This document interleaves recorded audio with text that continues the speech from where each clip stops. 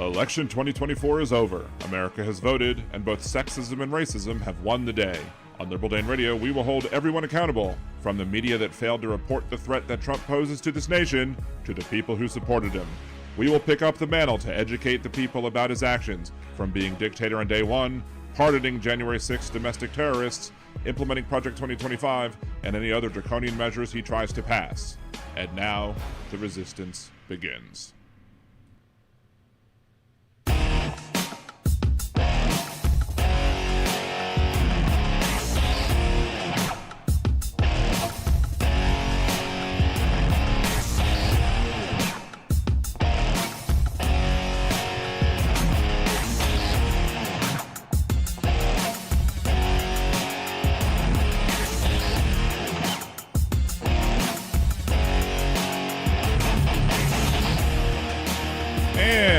Welcome back to Liberal Dan Radio, Talk from the Left. That's right. This is your host, Dan Zimmerman, coming at you from New Orleans, Louisiana. When we do open up the phone lines, it'll be 562-LIB-DAN1. That's 562-542-3261. Otherwise, you can leave your comments, questions, etc. in the chats, either at liberaldanradio.com or on twitch.tv/liberaldanradio. Just a question to everybody in the chat currently so far. Is the stream, does it seem good or changed or better or worse than the last time we were on the air? I tried to fix the unstable message that I'm getting from over on Twitch, but apparently my settings, even though I went and set them up better than what they were previously, and you know, I wasn't using the hardware encoding like I should have been this entire time. But apparently Twitch still thinks that my stream is unstable instead of just thinking that I'm unstable. Both could be true, I suppose, but, you know. It is what it is. That is not a Liberal Dan Radio t-shirt, although I have an idea for something similar. But I did have to wear the shirt today because, you know, I saw it, and I'm like, all right, let's go ahead and wear the shirt for the podcast. I've done it before, but, you know, especially whenever we say... It is what it is. I could just then flash that up as well. I don't want to flash you on the show, but I'll flash the shirt. Shout outs to the mod squad, Aaron, who is over on Twitch and here on YouTube. And of course, we have Jolie, who was able to join us today. Thankfully, her taskmasters at her job allowed her a reprieve today, I guess.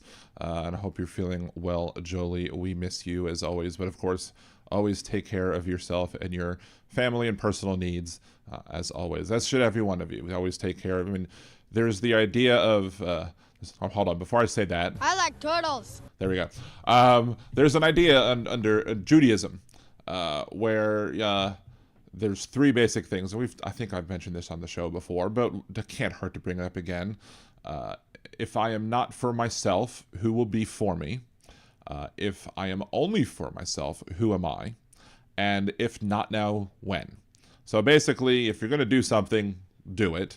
You have to make sure to look out for yourself because nobody else is going to do it if you don't do it. But also, you can't only look after yourself because what kind of person are you if you only look out for yourself? Not that I think that anybody here needs to hear that necessarily, but I just think it's a good, wholesome message coming from the religion in which I was raised. In the chat, we got Mad Mac was the first in. We got Steve from across the pond. It's no Scottish, it's crap. We got Josh, progressively independent. As I said, Jolie and Aaron. Krista is here. Thank you for joining us, Krista. Big Hook, our neighbor from the Great White North. Roxanne. Jackie, if I repeat your name, I'm sorry. Memory is whatever, you know. The memory is what it is too, supposedly. You know, anyway. I might be much, much smarter than former Congressman Joseph Cao, but that doesn't mean my brain is working functionally all the time. You are much, much smarter than I am. Thank you, Joseph. Anyway, I don't know how often I'll get to play that, but the fact I have it now, I'm super happy. Hey, Orville will be over in the Twitch chat. Good to see you as well. Janelle's here. We got Jeff from just north of Uranus. I need to find a good sound for that too, I think. The J Squad is in full effect. We might even have more J's that have to come in, but, you know, the fact that we have the J Squad in full effect, you know, is always a good feeling. Let's see, let's start off with something fun, somewhat fun, maybe fun. I don't know. I don't know if it's fun or scary or what.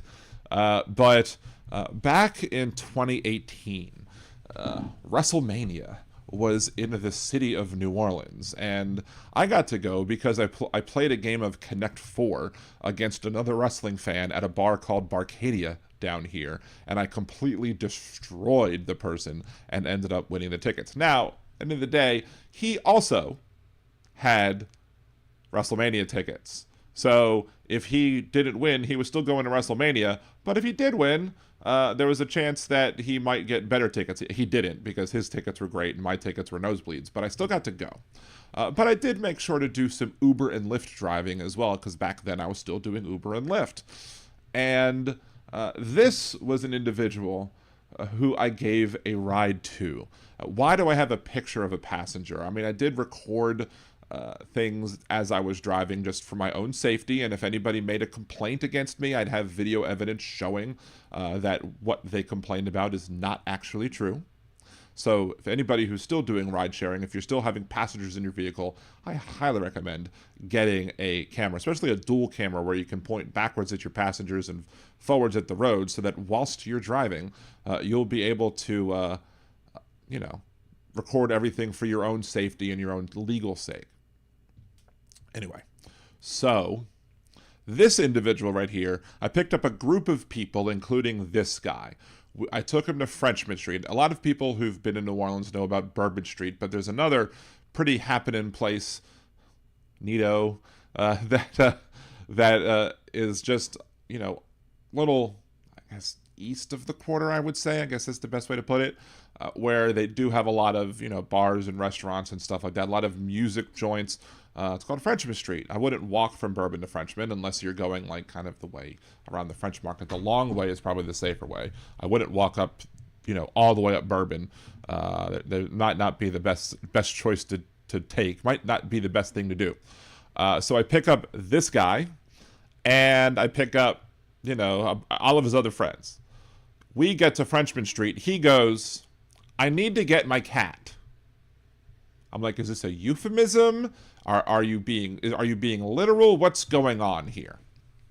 So, yeah. We go up. We go to his hotel room. He gets this adorable little cat right here. I don't know how little the cat is, but this adorable, fluffy Persian cat. And he brings the cat with him, and we go back to Frenchman Street, and I drop him back off to go meet his friends with his cat. If anybody from the Great White North who also follows wrestling, even if you follow wrestling, you might know, that of the Hart family, Bret the Hitman Hart being probably the most famous one. This is Teddy Hart, his in-ring name at least. And Natalia is another wrestler, and she used to come out in these little cat ears. Like, she would wear cat ears, and the reason she wore those cat ears on wrestling is because she was making fun of, I think this is her cousin. And she's the daughter of Jindy Anvil Neidhart, who was the tag team partner of Bret the Hitman Hart as the Hart Foundation back in the 80s and later on. So here's this dude, right? So, and if actually, he sounds a little bit like Bret Hart. Like, if I wasn't looking at him, he was talking, I could have sworn that I had Bret Hart in my back seat. But this is not why I'm telling. I mean, this came up in my memories today, which is, fun in and of itself. A semi-famous person in my car, right? Sounds good, right? Well, if you go watch on Peacock, they're not a sponsor, but if you go watch on Peacock, there's a show or a documentary series called Dangerous Breed, Crime, Cons, and Cats. Explores Teddy Hart's life, including the legal troubles in Canada, his involvement with Persian cat breeding, because apparently he got in trouble for Persian cat breeding in Canada. And then Samantha Fiddler is a wannabe wrestler who has disappeared and has been disappeared for 9 years at this point. And there are connections to Samantha Fiddler with Teddy Hart. And the case still, as far as I know, remains a mystery. It still absolutely remains a mystery. I mean, the last tweet from their Twitter account is from 2023. Probably from around. But Samantha Fiddler is also originally from Canada. And there are people who think that Teddy Hart had something to do with the disappearance of Samantha Fiddler. Of course, he doesn't. And so there's just allegations. I'm not saying that he did or he didn't. He was a perfectly nice person to me, but just because he was a perfectly nice person to me doesn't mean he was a terribly crappy person to somebody else. A lot of the times when you hear people, accused of crimes, especially violent crimes against other people, especially women, you'll hear people make excuses for the men who do it or are accused with it by saying, oh, I never knew him to be that way. Well, sociopaths, I'm not saying that he is a sociopath, but sociopaths tend to not show everybody their true self. They only show their sociopathic side when they want to be sociopathic. So the idea that you never could imagine that such a person could do this crime or that crime, murder, rape, a disappearance of somebody, makes no difference. It's irrelevant to the facts of whether or not they have done it or not. But I just found it when I saw the documentary come on Peacock, I'm like, I have to watch this because I gave a ride to this person in my vehicle, and I can't imagine, what might have happened to me if he really was a terrible person at all times. And who else might I have had in my vehicle at the time who might have committed crimes against others? And so sometimes your rideshare drivers can take things, can take their lives into their own hands. Let's say, do cats eat people? I don't know. Donald Trump never said that. He said that the people eat the cats and eating the dogs and eating the pets, right? Of course, that has disappeared. That has completely disappeared. There's no peeps from Donald Trump, his administration, or supporters about anybody eating dogs or cats.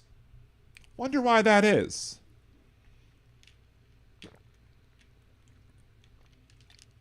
See, Mad Mac, only if we are seasoned properly. Cats are finicky eaters. Yes. All right, so let's kind of scroll back through.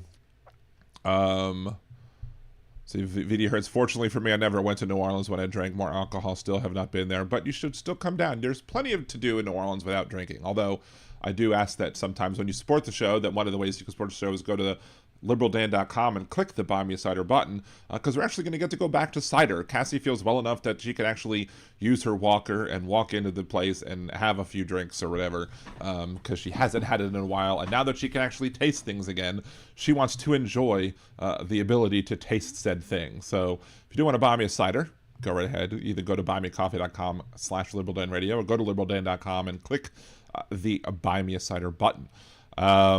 Also, if you can support the show by Venmoing Liberal Dan, just scanning the QR code, you can become a subscriber over on Twitch for free. If you have Amazon Prime, you can become a Liberal Danimal here over on YouTube, and you can gift memberships, everything like that. And of course, the best thing you can do at the moment that's free, that can help the show out, is liking, commenting, sharing videos. Making sure other people subscribe to the channel, get those numbers up, get the algorithms up. Al Gore needs more rhythm. But yeah, and then of course there's always on pinned to both chats again still is the link to nerdydan.com, which has instructions on what you need to do if you want to download the new game that we are promoting here on Liberal Dan Radio, which is Match Masters or whatever. Download it, it's for free, and there are ways to you can, if you actually want to contribute money to the show, buying the first 8 people to buy certain levels of expenditures will generate even more money. But I'm still haven't quite made it yet to the 3,800 trophy level, so I haven't quite yet been able to figure out whether or not buying the top level also counts as the other 2, but I'll let y'all know soon. Hopefully I'll get done that today or tomorrow. So hopefully by Monday, I'll be able to let y'all know if you do want to take advantage of that ability to get more bang for your buck as you're contributing to the podcast. Because would you rather buy a super chat and for $5 and have me get nothing of it, or would you rather buy me a $4 or an $8 thing and have me get like $24? Like, math. Hey, it's Impeccable Living. Good to see you. Oh my. Lisa, good to see you. Good evening. Been painting all day. Just finished. What have you been painting? Is it artwork? Is it furniture? A house? A room? What you been painting? Let's see. I saw a funny comment the other day. It's raining cats and dogs. Tomorrow we feast. It's a good mixed metaphor, I guess. Actually, there's a different writing contest done by a different writing contest done by a different group that that is like a 53-word thing that I might enter or whatever that wants you to use malaphors, like malapropisms and metaphors kind of mixed into a malaphor, and they want you to make a 53-word story based off of that idea. So we'll see.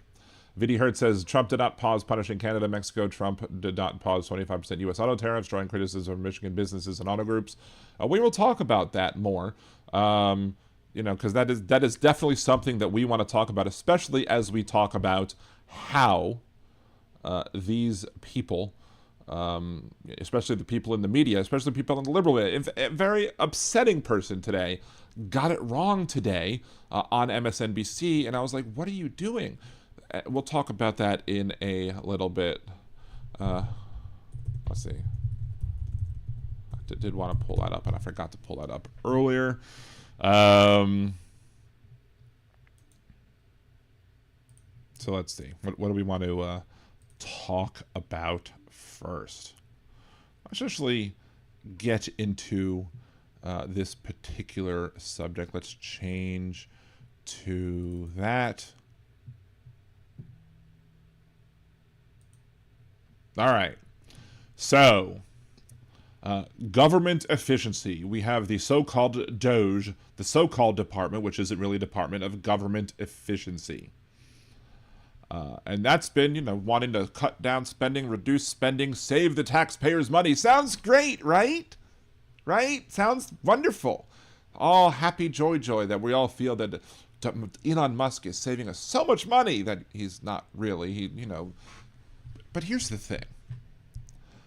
Is it really efficient to have a military parade in Trump's honor? Is that efficient? I don't think so. That's not an efficient expenditure of funds. That is marching troops and potentially tanks or whatever. I don't know what vehicles. Last time he wanted tanks. Last time he saw, I guess, the Bastille Day parade in 2018 or whatever, and he was like, I want tanks too. I want people parading in my honor. And that never happened, fortunately. I guess we had enough semi-smart people in his last administration that could put a quash on that. But now he wants to do it again. Now he wants to do it, and according to U.S. News and World Report, it is estimated that the parade will cost $92 million, mostly covering U.S. Department of Defense aircraft, equipment, and personnel. Now, that was $92 million back in 2018. However, on July 4th, 2019, there was a Salute to America, whatever, that was $5.3 million. And Washington, D.C. had to cover about a third of the costs. So what could happen? I mean, first of all, you have to pay. You might have to pay the soldiers extra. I don't know. I don't know if you'd have to pay them to participate in a parade, or maybe they might ask for volunteers. But would you say no to self-proclaimed King Trump if he asked you to march in a parade in his honor? Cadet, the president wants you to march in a parade in his honor. Do you say yes? I actually don't feel like it. Are you saying no to your king? You're denying your king's request? Well, maybe I should take part in it. So no, I don't think that people are going to, just willingly say no to the president if they're asked to, or if they're ordered to take part in this parade. Also, what about, the cost or the damage that could happen to infrastructure? I'm sure the streets of Washington, D.C. can't handle the weight of tanks on them. So you may ruin infrastructure, you may crack roads, you may do whatever happens to the infrastructure. That's money that's going to have to come out of the government's money. That's going to have to be paid for by government. And I'm sure the DC would be like, well, y'all should pay for this because y'all damaged it. And Trump would be like, no, that should not be me. I shouldn't have to pay for it. You should support your president by paying for this. Right?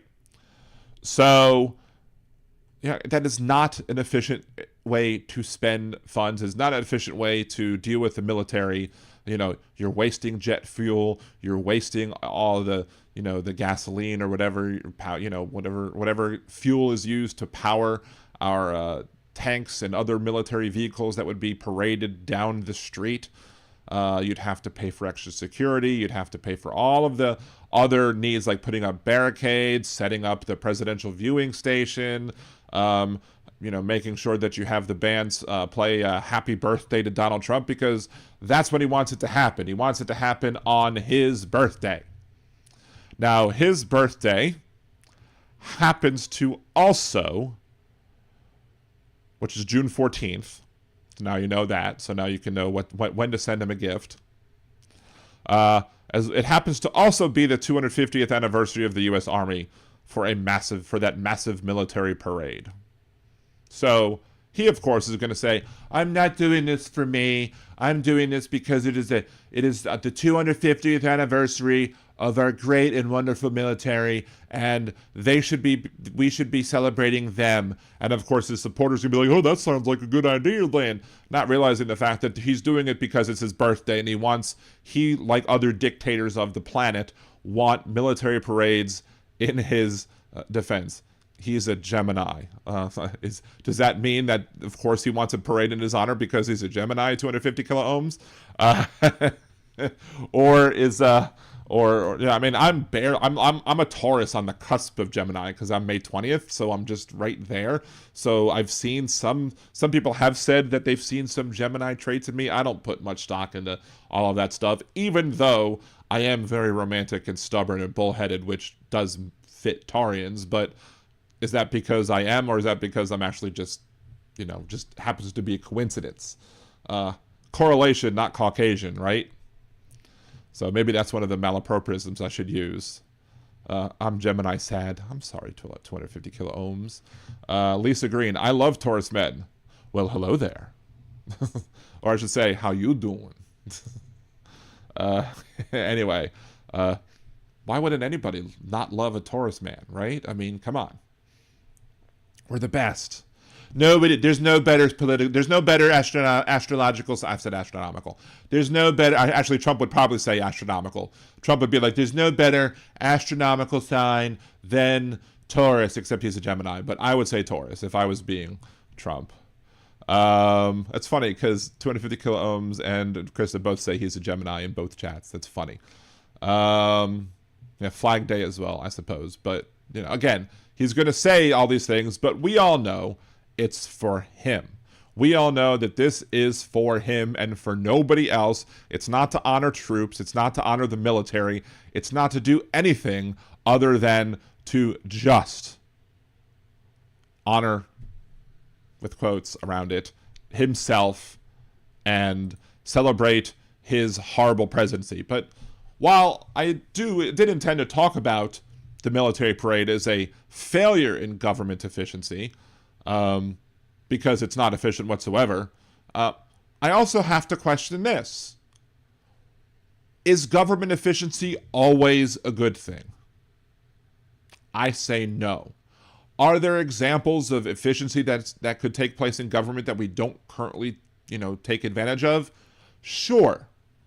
For example, if I was in charge of a department that was meant to handle making government more efficient, I would look at perhaps all of the different mechanisms that we use to provide health care to other people in this country. For example, we have multiple examples of health systems or whatever that are used to provide health care. The veterans have the Veterans Administration, the VA. People who are living in poverty or who otherwise have smaller incomes and as such qualify for this, they take Medicaid. There are people who pay into it, as we all do. As you get older, you get Medicare. So that's 3 different ways to have, provide government health care. Wouldn't it be more efficient to have everyone operating kind of under the same administration? Just put all healthcare into one group, and each group it doesn't mean because it's in one group, it's not going to handle the needs of other people differently. Because we could make sure that the veterans have the needs that veterans might have, whereas the people who are on Medicare might have the needs that specific people who are aged into Medicare might have, and then Medicaid might also have different needs. But you could probably handle that under one umbrella. Now, unlike Doge, unlike how Musk wants to do it, which is just hack and slash with the chainsaw and do nothing else, and don't care about the harm it does, don't care about the massive amounts of people who are going to be claiming unemployment because you just cut everybody at once. How I would do it is I would bring everybody together, and then we would reduce the overall size by attrition, i.e., as people retire, you have them train their other people who will be doing their jobs, but you have them all work together to get the job done, and as they retire, you make it so that at that point you don't have to replace the position because now you have other people who are trained to handle those multiple things. That would be a way to handle efficiency and create more efficiency in government without actually harming the people who are, being laid off as they are currently, without having an interruption in services for the people who rely on Medicare, Medicaid, the VA, etc. Right? It would be a much smarter way of handling things, but nobody has claimed, at least on our side, that this administration is smart, intelligent, or whatever. But government shouldn't always be efficient. There are times where government inefficiency is a good thing. If we wanted a real efficient government, we would have a benevolent dictator. Because a benevolent dictator would be benevolent. As such, he would do the right thing for people. However, he would be the final say on everything. He would say, this is how it's going to be, do it, to get it done for the goodness of all the people in society. And if we had a benevolent dictator, not saying that a benevolent dictator is a good thing to have, just saying that would be the most efficient. Because he could just make the proclamations instead of having to go through, the process of passing a bill through the House, passing a bill through the Senate, having it be signed or vetoed by the president. And if the president vetoes it, having them be able to override the veto as well.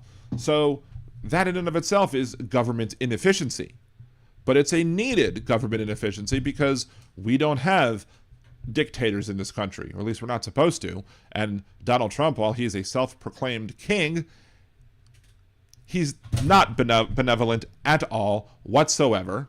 In fact, he's malevolent, and he puts the dick in dictator. Although that might be Putin that does that to Trump, but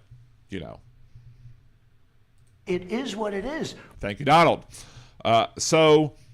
Yeah, we need. And if you look at the administration now, it was efficient to shove all of the people who they want to deport on planes. It was efficient to not have checks and balances to make sure that, these people are who are getting deported actually should be deported. Should we deport people? I'm sure there are plenty of people that need to be deported. Fine, whatever. But when you are doing it in a efficient way, you cause people to be harmed. And as the Supreme Court ruled, even though it was a 5-4 to take away the TRO, it was 9-0 that the Supreme Court justices said every person who is to be deported needs to be notified of the deportation in writing and has to be given ample time, adequate time, a reasonable amount of time to file a writ of habeas corpus. So that is an inefficiency. But it's a needed inefficiency because we need to be able to check the power of the federal government. And what happened to conservatives? Conservatives used to not believe, they used to not support at all the idea that, we should have a powerful, strong federal government. They wanted power in the states. They never liked the idea of a big federal government that didn't have checks on the federal power. I guess that was until they had King Trump, and they worship him in the ground he walks on. He's the second coming of Jesus to them. He probably is better to Jesus than them. If you asked MAGA supporters, I'm sure they would poll at least 50-50, if not more, that they love Donald Trump more than they love Jesus, especially the self-proclaimed Christian folks or whatever. But even in business, like they might say, we should have government run like a business. Well, there's no way that I want government run like a business that was run by Donald Trump, because we all know businesses run by Donald Trump, he used them to cash out money and then leave other people holding the bag. More on that in a little bit, because that's going to be another video that we're going to be recording and talking about live. But if you have a business, like let's say you're running an oil company and you want to drill for oil, the requirement that the federal government might place on you to have some sort of device that would notify you of a potential problem going on with the drill, the rig itself, with the drill, with the oil coming up from the ground into the rig. Things like that might warn you or even stop a problem from happening is an inefficiency, right? That's inefficient. It means that company has to spend more money to conduct its operations or conduct their operations. And we all saw with the Deepwater Horizon, the Gulf oil spill, that took place in the Gulf of Mexico that killed 11 people. The inefficiency would have saved lives. The inefficiency would have also helped to save fishermen who live on the coast who couldn't fish and get shrimp or oysters or whatever because their seafood was now contaminated by oil. Now, of course, the lives lost to me is more important than the people who lost their livelihood. I feel sorry for the people losing their livelihoods, but the lives lost is the more important thing. But unfortunately to conservatives, that's not how you get through to them. You get through to them by talking about how the people lost money in business. I bet you those people who lost their money in business, I bet you the people whose families, lost loved ones when those people died, those people would have liked a little more inefficiencies to take place in the private sector, because those inefficiencies would have saved lives. Because inefficiency, or efficiency, I should say, is just another way of saying we're going to cut corners in some cases. I'm not saying that all efficiency is bad. I'm not saying that all efficiency is going to result in bad things happening. But I'm not going to say that all efficiency is good neither. We do need some efficiency in government, sure. But I don't trust Musk. I mean, they lied about transgenic mice. They lied about which Gaza, condoms or whatever was going to. They thought that we were sending condoms to Hamas so that Hamas could make condom bombs or whatever. That was their crazy conspiracy theory. So yeah, there's no reason to believe Elon Musk that he wants any sort of efficiency. He probably wants it to be efficient in such a way where there's no checks and balances, so that Donald Trump can help enrich him and make him the world's first. I was going to say world's worst trillionaire, but there is none yet. But if they became multiple trillionaires, he would definitely be the worst one. But he's going to try and use government to help him enrich himself, and without those checks and balances, i.e., inefficiencies in the way, he'll have an easier time to do it. So what do you think? Is efficiency always a good thing? Do you disagree with me? Is it always a good idea to get efficient, or are inefficiencies sometimes a good thing? Can inefficiencies in government save lives, especially with the way that this administration views things as, quote, inefficient? Leave your comments down below. Remember to like the video, share, subscribe to the channel, and unless you're a Nazi, have a good day. Anyway, so there's that. Donald said we need to transition today. He meant economy. I laughed out loud.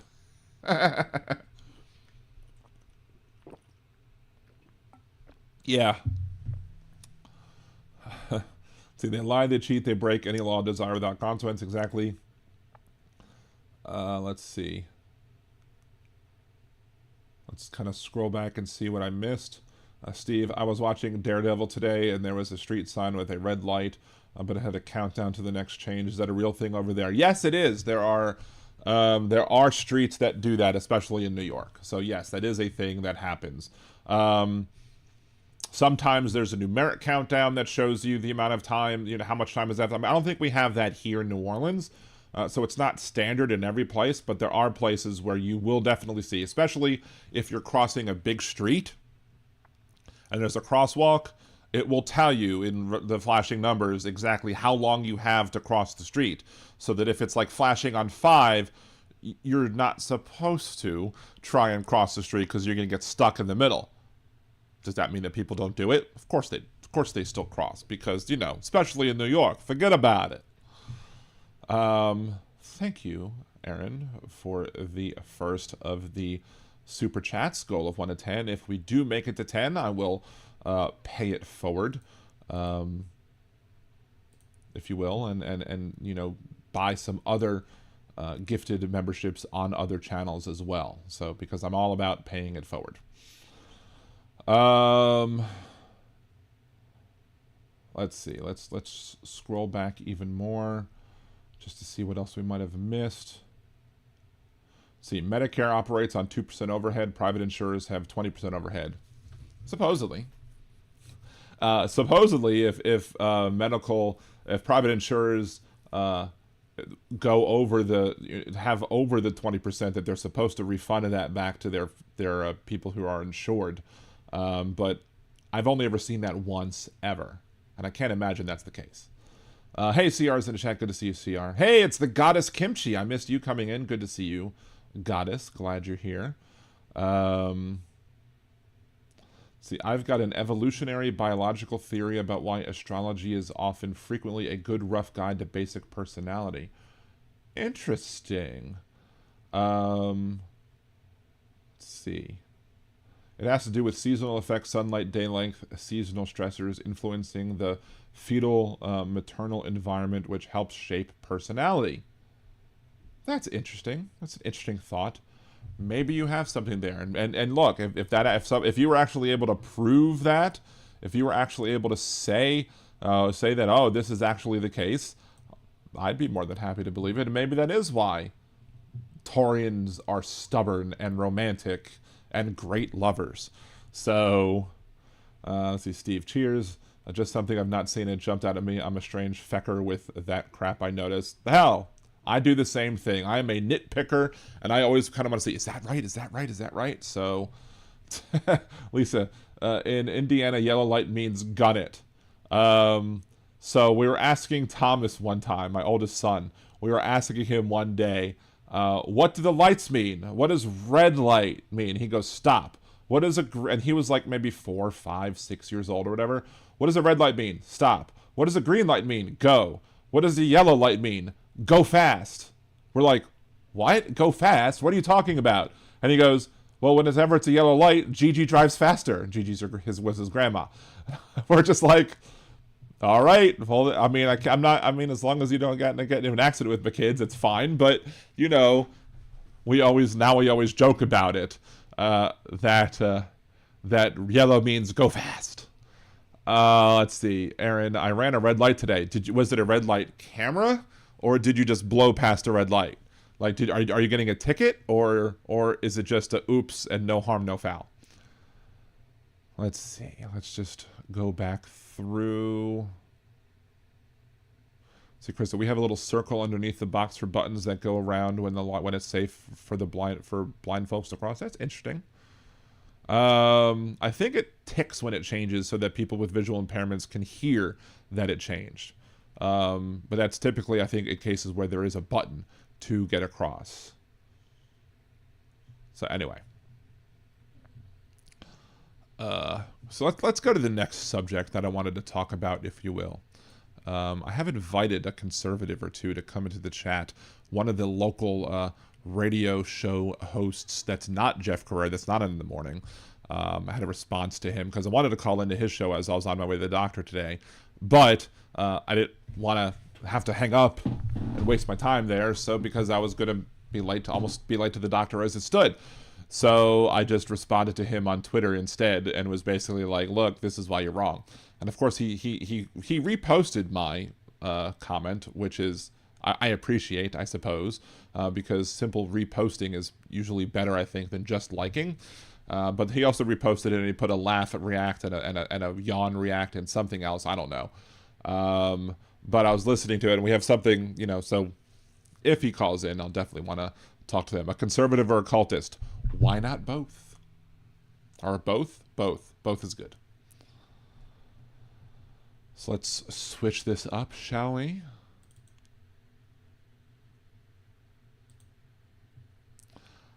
Usually, I have been critical recently of a lot of people in the quote mainstream media, especially the media on the left, for failing to get information correct. I've had a couple examples of this on the show. There's a couple of videos that I've made about this on the show already. I'm sure there'll be more, but this is the first time that I can recall that I have been critical of Ari Melber. Ari Melber on MSNBC has typically been somebody who I think is reliable in an area of unreliability. But today, I think he screwed up. Today, I think he did, what I've been critical of others doing, which is claiming that Donald Trump caved to the pressures that he was facing in not reversing the tariffs today, because not all tariffs are reversed. And it's just a pause. It's a 90-day pause. It's not we're eliminating it. It's just, here's a pause. So, for 90 days. So they're still there. They still could come back in 90 days from now. But they're saying, oh, he caved. He gave in. He gave up. As if this wasn't all part of the plan. I have been talking about this on the podcast for a while now. Unfortunately, I'm the best podcast, according to Trucker John, that most people don't listen to. And so, unfortunately, people aren't getting this and hearing this enough. That being said, this is the con. Donald Trump, for all he is an expert con man. He knows how to do the con. The book shouldn't have been called The Art of the Deal. It should have been called The Art of the Con. And yes, Mad Mac and chat, the Ari is much smarter than that usually, but you know what Joseph Gao would say. You are much, much smarter than I am. But yes, Josh, Bill, and chat, all of y'all are correct. I've been talking about this for a while now. It's market manipulation. He is manipulating the market. He is purposefully causing instability in the stock market. Why? So the market could go down. I have no evidence that he shorted any stocks. But the smart con man would screw with the stock market. The smart con man would make it so the stocks drop. And as the stocks are falling, they would be shorting them along the way. And then once it hits their bottom that they want to see, where they don't get too poor, but they can buy the dip, they buy the dip and hope it then goes back up. So what happened today on Lie Social? On Lie Social at 8:37 a.m. my time, maybe 9:37 Eastern, Donald Trump says, this is a great time to buy. And he signs it DJT, telling you that this is a truth, a lie, coming from Donald Trump. Of course, this particular, I'm not going to say was a lie. Why? Because it probably was a great time to buy at 8:37 a.m. Central Time. Because at 12:18 Central Time, a little less than 4 hours later, he truths out or whatever that based on the lack of respect that China has shown, I'm hereby raising the tariff to China by to 125% effective immediately. At some point, hopefully in the near future, China will realize the day of blah, blah, blah, blah, blah, blah, blah, blah, blah. But he is also authorized a 90-day pause and a substantially lowered reciprocal tariff during this period of 10%, also effective immediately. So he lowered the tariffs. It's still 10%, which is still high, especially compared to a lot of areas. But I'm sure when he said now is a great time to buy, he already bought. He already bought the dip. And by doing this, by posting this, under any other circumstance, this would be market manipulation. This would be a crime, and they would go after him. But according to the Supreme Court, you can't go after him. Why? Because he's immune. And you can't, and people might say, oh, well, you didn't read the whole ruling because they said that some things aren't immune. Of course they did. We did read the ruling, live on the air. But what happened? In the ruling, they also said that communications from the executive branch are privileged. So how the hell would you go after any crimes done by the executive branch if the communications that you might need to subpoena in order to get a conviction can't be subpoenaed because the Supreme Court has said they're all privileged? So Donald Trump manipulates the stock market, and he says it's a great time to buy, and then lowers the tariff, causing the markets to rebound today. But again, the idea that this was him caving is just more media malfeasance. The media has a responsibility to report the things properly, fairly, and equitably. The media has a responsibility to let us know the truth. But too many times they're a little too loose with certain things, but other times they just don't get it. It shouldn't take this long for these people to understand who Donald Trump is and what he does. We have clear examples of that back from his running businesses, and we have clear examples of the media failing us when they talked about his bankruptcies. They reported on his bankruptcies, and they say Donald Trump is a failed businessman because he had so many businesses go bankrupt. Well, the conservatives and the people who support him, the people who think he's a businessman and therefore we should run this country like a business, are not going to look at that and be like, oh, but he's still wealthy, he's still rich, so therefore he's clearly not a bad business person because he's still the wealthy person that we all think he is. But he's not. These weren't examples of failed businesses. There have been failed Donald Trump businesses, don't get me wrong. But the cases of like the casino, they're like, how do you bankrupt a casino? The answer to that question has always been simple. You cash out money for your own personal benefit. You run up debts while getting these things, these casino built or refurbished, whatever. And then when it comes time to actually pay the piper, when it comes time to actually, give the people the money that they're owed, he declared bankruptcy. He abused the bankruptcy system to manipulated the bankruptcy system in order to enrich himself and screw over everybody else, make everybody else holding the bag. So why is the media reporting that? Because the media is either irresponsible or just don't know what they're talking about when it comes to what this president does. And now they're doing it again by claiming that he caved instead of saying the actual thing of what happened was this was market manipulation. We have a lawless president, a criminal president, somebody who's already been convicted of 34 felonies, who is now using his office to enrich himself and his buddies to the detriment of the people of this country. Because they can afford the dips like this. What happens in 90 days? I would not be surprised in 90 days that if the tariffs come right back in, that the stock market plummets again, and then he tweets again, oh, now it's another great time to buy, starting another rally, but knowing that he already bought, so therefore his value is going to go up even well. He's going to get more wealthier. Musk is going to get more wealthier. All of his cronies are going to get more wealthier, and he's using government to do it because he's a con man. He's a con artist. He's a snake oil salesman. And if you in the media have not realized this yet, it's time to hang up your boots, so to speak. It's time to step down and let other people on the air who are going to report these issues factually, honestly, and understanding who the hell this lawless criminal president is. Or better yet, the people who, need to hear this should just be, sharing videos from like myself and Hal and Boston Brian and other people who are in the media who should be heard more. My dude, Tommy, Carbon, Trucker John, Midas, Ojeda,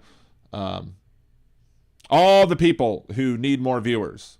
We should be sharing all of this stuff because the people need to know that the media that there have been relied on for truth has been failing us time and time again. And at what point do we say enough is enough, and do we move on to the people who are being responsible, who are telling you what it is, who are not falling for Donald Trump's con game? Because if you think that this was him caving, you are falling for the Donald Trump con game. No ifs, ands, or buts about it. Do you agree with me? Do you disagree with that? Do you still think he balked or caved or whatever? Leave your comments down below. Remember to like the video, share, subscribe to the channel, and of course, unless you're a Nazi, have a good day. Gamers hate Felon. Yes. Let's see. Whenever I'm scrolling back to read comments, I have to correct for the block option of whatever person I began to scroll on. That's true. Let's see. Last I checked, my block list was like one person. Interesting. Let me take a quick second because I am very hot in this room. So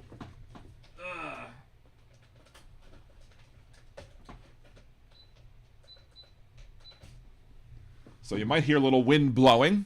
Anyway, the wind blows, doesn't really matter to me.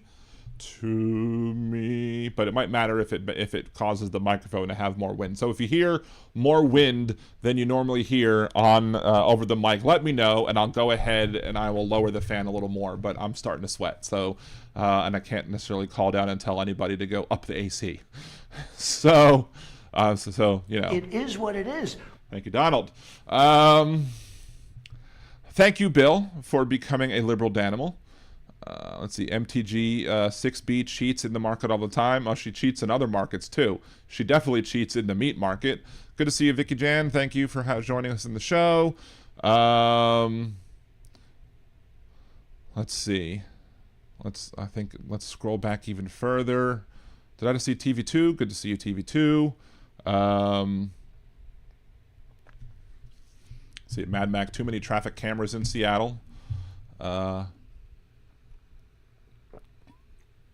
Just to oops, no camera. Good. At first I read Just Cops. I was like, well, that's not good either. Let's see. Steve, that's in Starman. Jeff Bridges drives while Karen Allen is asleep. He copies her doing it earlier, and she thought he was being kidnapped. Nice. Let's see. Rump is psychologically ill, has authoritarian envy. Of course he does. Talking to MAGA makes me want to scream. I mean, yeah, but I do it so y'all don't have to, right? Repentant Man, first time chat. Yay for liberal Dan, yay for liberals everywhere. Thank you, Repentant Man. Hopefully this isn't another one coming in saying horrible stuff. 250 kilo ohms. It's a long con, as I've already described. I think I've said it here, that it's a long con. That they're if you're that wealthy, you can be able to handle your paper losses so that you can buy when the market dips, then have it go back up. And when you're the president and you have somebody who is, you have an account that's followed by a whole crap ton of people who are loyalists to you, and you say now's a great time to buy, they're going to know what you mean, and they're going to know, that now the stock market is going to go up. And let's all be rich. Of course, Donald Trump's at the top of that pyramid, and as such, he's going to get richer and richer and richer. Mad Mac, yeah, they're rubbish if you ask me. In France, all the people went out with their yellow safety vests on and destroyed over 80% of the country's traffic cameras. Oh, the cameras are rubbish, not the media. Okay. Let's see, he didn't cave. This was a planned wealth transfer to the 1%. Exactly, and that's what we've been saying here all along on Liberal Dan Radio. Talk from left, that's right. Mondays and Wednesdays at 8 p.m. Central here on YouTube and on Twitch. LiberalDanRadio.com or twitch.tv/LiberalDanRadio. Both ways to watch the show. And of course, there's always more videos that you can always watch. I was very busy Monday night. Not only did I upload all the clips from Monday, I also uploaded all the clips from last Wednesday. And after tonight's show, I may upload all the clips from last Monday as well. We'll see. Let's see. Yes, Lisa, exactly. Buy the dip. Two other people, smart, market manipulation. There was a tip-off to his buddies. Well, of course, there was probably a tip-off to his buddies before there was the tip-off on Truth Social. Let's Let's see, the 1% screwed over the working class yet again, as always. That's why we need labor. Of course, the Republicans fight labor. Why? Because labor is how they get things done. We did have a Rose sighting. Rose has been walking a lot down on the ground recently today. She only came up once, but she's down here a good bit. But unfortunately, Rose doesn't like to be picked up, so I can't pick her up and have her say hello. Now, if Sophia came here, I could probably introduce y'all to Sophia, but she never joins me for the podcast typically. Sometimes she's been in for the Nerdy Dan streams. I don't know why. Maybe she's more of a gamer than Rose is. Maybe Rose likes to only likes politics and Sophia doesn't. I don't know. So no president has ever said that RA market unbelievable. See, the EU still hit us back, of course. They neutered the SEC too, exactly. Lisa, I pulled out of the market completely in January. I told myself that if hunch was incorrect, I'll get back in. Currently in safe vehicles for now. This by no means is the bottom. Sure, I'm sure it'll go back up and it'll go back down again. It's one of the reasons. Oh, there's Rose again. Hello, my Rosie Posy. It's one of the reasons why I took out a 401k loan, because it was the only way for me to potentially protect my market position as much as I could. You could only take half of the 401k out as a loan, but it's a loan that I pay back to myself. So any interest that I'm paying is paid to me, i.e. in more shares, more 401k, shares towards my retirement. And if the market does, keep dipping and dipping and dipping and going down, guess what? I'll be buying the dip. So I'll be taking advantage of Donald Trump's manipulation of the market, because, it's not illegal for me to do that. It should be considered illegal for Trump to do that, but how are they going to go after him? Again, he's considered to be totally immune. Are you biting me? Are you? Ow! God damn. Sorry, eardrums. Yeah. She just decided to bite me all of a sudden. Why are you biting? You are not Stan. You are not Stan when he was a puppy. Wow. This kitty is a bad kitty. See, Josh, I know there were a couple other Joshes out there who are asses, so maybe you got blocked. Maybe you were an ass. Just kidding. See, billionaires who own the media decide what is true. Exactly, Big Hook. And that's why we need less or fewer people watching MSNBC, I guess, or billionaire-owned media, and more people watching creators like myself, Hal, Boston Brian, Trucker John, Dude, everybody else I might forget. If you bite me again, I swear to God. You want me to love on you, but you're going to bite on me. Don't bite the hand that feeds you, literally. Let's see, his meme coin made him bank, pumped and dumped his manga base. Yes, it did. I'm sure he did that with everything. And of course, he took a lot of the cash probably that he got from, selling his concepts of watches. Let's see. See, Big Hook, we've had the vans with speed cameras for a while too, but accidents were occurring from people getting rear-ended from braking suddenly when people saw them. They still have them out in Alberta. We still have those in New Orleans as well. Yeah, 250 kilo ohm. Love bites. Yeah. Love bites. I can't sing Def Leppard. It's just not in my range. I think I went back too far. There we go. Okay, we're back to sort of casino is the money laundering industry. Yeah, casinos is an industry where you can launder money, and he still took it above and beyond to the next level, to the even more con level. Did you hear about Elon Felon getting roasted on his gaming stream? No, I didn't. I have to go check that out. Dan is breaking wind. Yes, the wind has broken. I'm breaking news and breaking wind. Jeff, I'm very hot in this room, but I'm the only one here. Oh, he means the temperature. Yes. Sauna, yeah, Josh. Sauna time with Liberal Dan Radio. Talk from the left, that's freaking hot. Problem is that, like, today, for example, the temperature this morning was like 50 degrees. I don't know, a lot of you are probably like, oh, boo-hoo. But 50 degrees. So I can't have the AC on. 50 degrees. I want to keep it on the heat, especially because where Cassie is sleeping currently is the coldest room in the house, typically. It's the coldest room in the house when the AC is on, and this is the second coldest room in the house when the AC is on. So put on the heat because I don't want Cassie being cold. So then it got to its 70s today. So now we have a house that's heating up and no AC because we didn't flip on the AC back on. It's still on heat. So that's why I'm probably getting more warm. Let's see. Steve, I've got Chad blocked. He dare me to. I don't bluff. Let's see.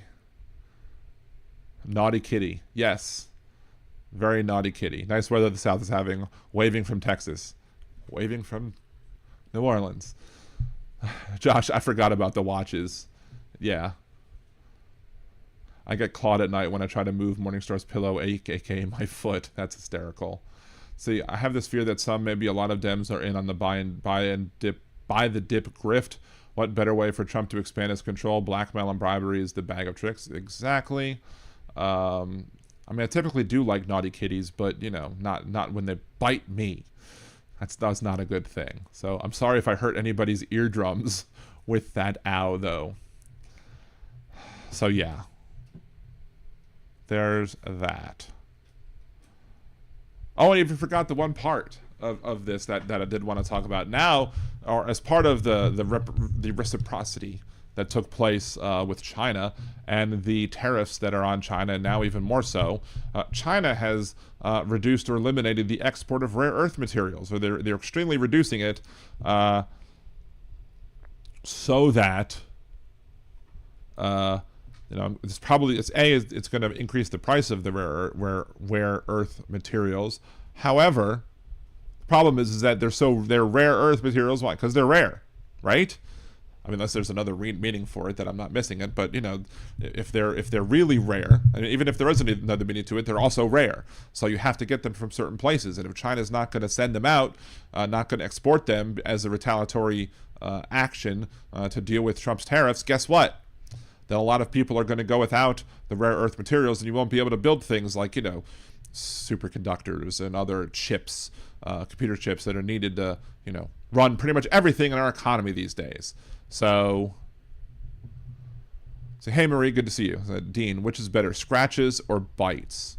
Depending on the scenario. From it when it comes, if that, I'd rather that bite that took place than a full-on scratch, because that actually didn't leave. I'm surprised it didn't draw blood, but it didn't draw blood. It doesn't seem to have left any sort of mark. So that bite is much better than a scratch, which would leave a more lasting effect. Raw earth.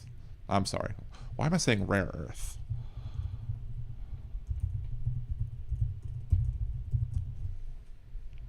No, I mean, Time magazine says rare earth elements are key. So it just say rare earth. It's not raw earth. So, thought I was right. Said Jan, as a result of Trump's tariffs, over 4,000 factory workers have been laid off. Representative Rokana had been running posts on all layoffs, bringing manufacturing back. It's all going to be robotics. And then we could just say, domo arigato, Mr. Roboto. Domo, domo. Domo, domo. Sorry, I guess I shouldn't joke about people losing their job or to our robot overlords. And I'd almost rather the robot overlords at this point than the overlords that we currently have in charge of this administration. Oh, raw earth is what Trump says. Okay. I don't want the raw earth. Of course, I'm sure it's we all know from Stormy Daniels that Trump likes it raw too as well. Wait, sorry. Oh my. Anyway, I have another notification on the Twitter.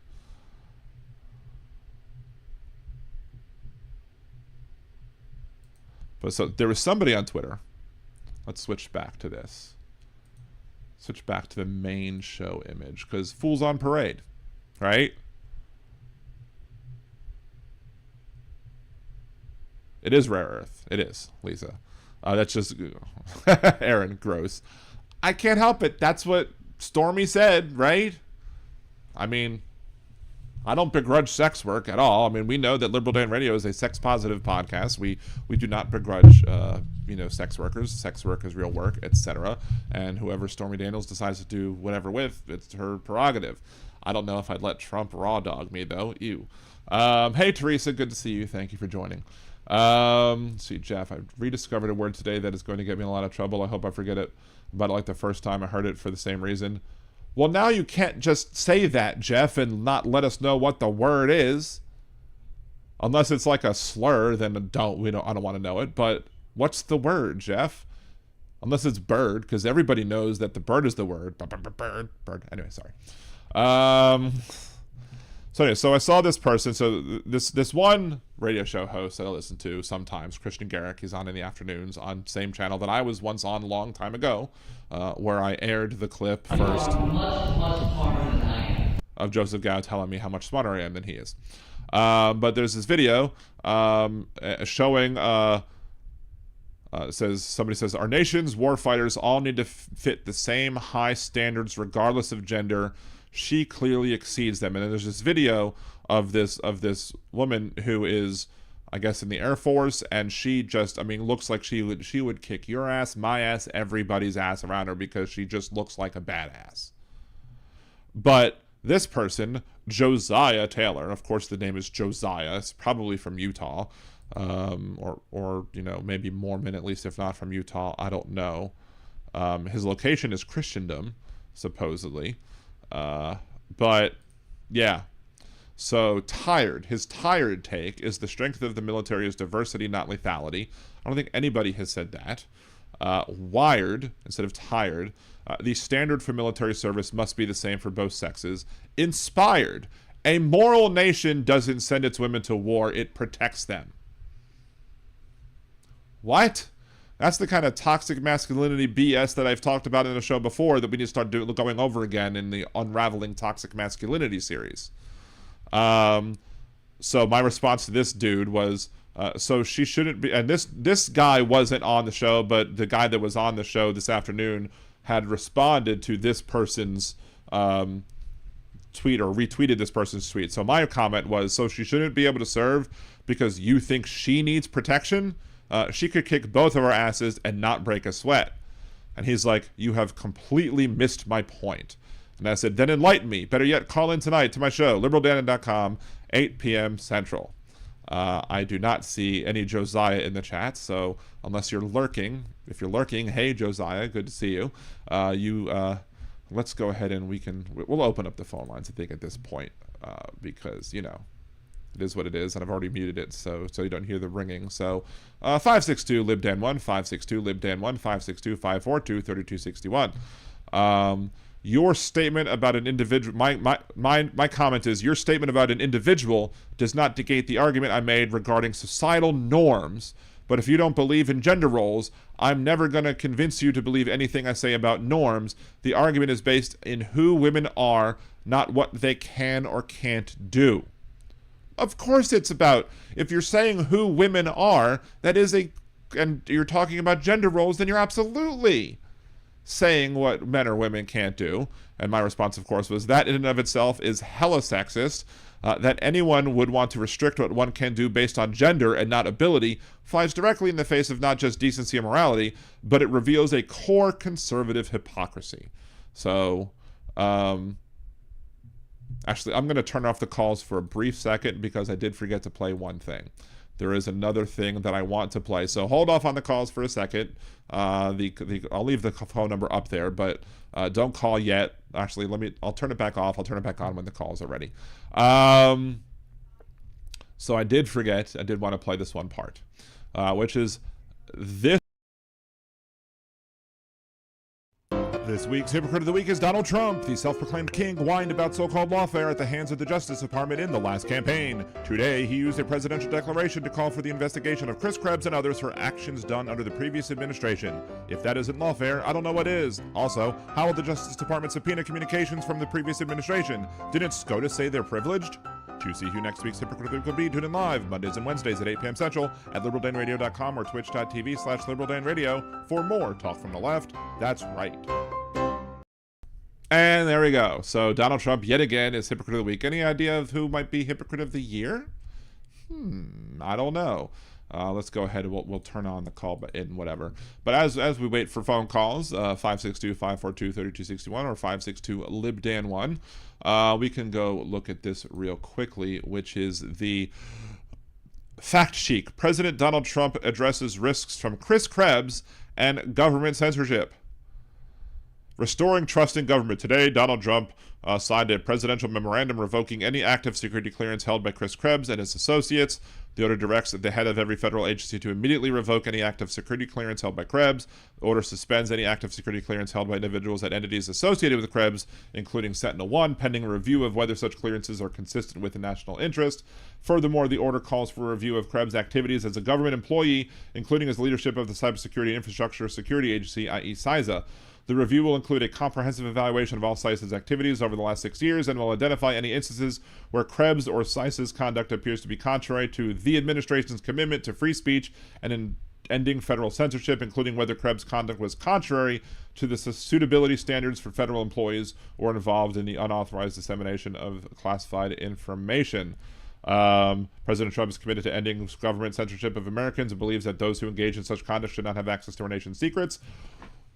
What does one have anything to do with the other? This is just retaliatory bullshit. But one has nothing to do with the other. Krebs, through CISA, suppressed conservative viewpoints under the guise of combating purported misinformation. Hate to break it to y'all who might still believe this, but, the conservative information was misinformation. Covertly worked to blind the American public to the controversy surrounding Hunter Biden's laptop. There was no laptop. It was a thumb drive, and if you believe that Hunter Biden traveled from California to the state of Delaware, I think it was in Wilmington, went to go see not only just get his computer repaired, his laptop repaired, but went to go see the one computer repair person who would be incapable of actually pointing him out in a lineup or whatever because has a legal visual impairment. I have a bridge in Brooklyn I'd like to sell you. Promoted censorship of election information, including known risks associated with certain voting practices, and falsely baselessly denied that the 2020 election was rigged and stolen, including by inappropriately and categorically dismissing widespread election malfeasance as serious vulnerabilities with voting machines. No, you just want to move everything to paper ballots so you can toss people's ballots that you don't like. Skewed the bona fide debate about COVID-19 by attempting to discredit widely shared views that ran contrary to CISA's favorite perspective. What do you mean, like ivermectin is a good idea? Yeah, no. As Hal Sparks says, if you have COVID and you took ivermectin and you feel better, you also had worms. So yeah. So he's basically using his government, his Justice Department, and directing them to go after... Oh, wait, I'm sorry. I didn't turn off the Do Not Disturb. There you go. So if you tried to call him before and weren't able to, you can now do it again. Anyway, so yeah, there's that. But so much for so-called lawfare, right? Lawfare is only bad when it's being done against Trump, even though it wasn't really being done against Trump because Donald Trump actually committed crimes.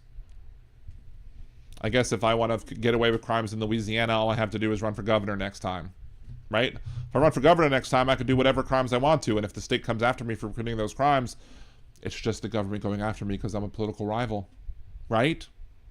I mean, that's the logic they use.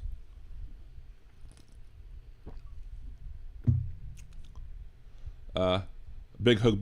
Bueller. Oh, wait, hold on. I have a clip for that now too.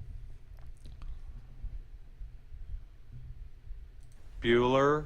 There you go. You have to at least hear the last one. Jan, that was funny. Well, thank you for appreciating it. I try to be funny every once in a while. I'm not going to be as funny as Hal Sparks, but I'm not a professional comedian. But I didn't even stay at a Holiday Inn Express last night. However, I do have my moments. Let's see. Go back and see. Let's see. I do ever come to Scotland. There's a good YouTube channel, Girl Gone London. A woman from USA now lives here. She compares a lot of UK-US differences in everyday life. That's interesting. I'm sure my wife would like to see that, especially if it has a lot of Scottish accents, because my wife tends to like the Scottish accents. Let's see. Did Jeff actually say? Oh, Trucker John's in the chat. I miss Trucker John. I have a friend that would always ask, what's the word? And if you responded, I don't know, he'd say legs spread. Oh, jeez. Hilarious. Wait, that deserves, Oh my. So let's see. Did I miss Jeff actually saying the word? Don't worry, I'm going to throw it out there. Anyone that knows me would understand, but... Alright, fine. You could email it to me. If you email me the word, I'll I'll see if it's suitable for whatever. liberaldanradio@gmail.com if you wish to let me know what it is. But if you don't, that's fine too. I'm not going to pressure you into letting us know what the word is. Although it's mean of you to let us know that there is this word, that you have. Let's see, Jolie, if I call in, can I make a joke with the word I found?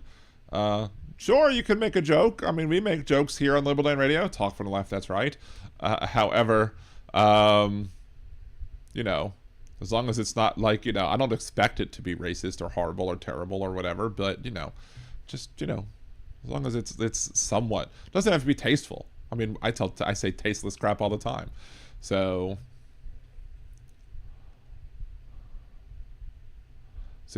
election day yesterday, new mayor. He has lost to me every time he has ran against me for school board, city council. I could be the mayor now. F all the way off with that. You should have run for mayor. Be like, mayor! You could have been mayor. Name that movie, anyone? Yeah, anyone? Holly Smoot tariffs? Bueller.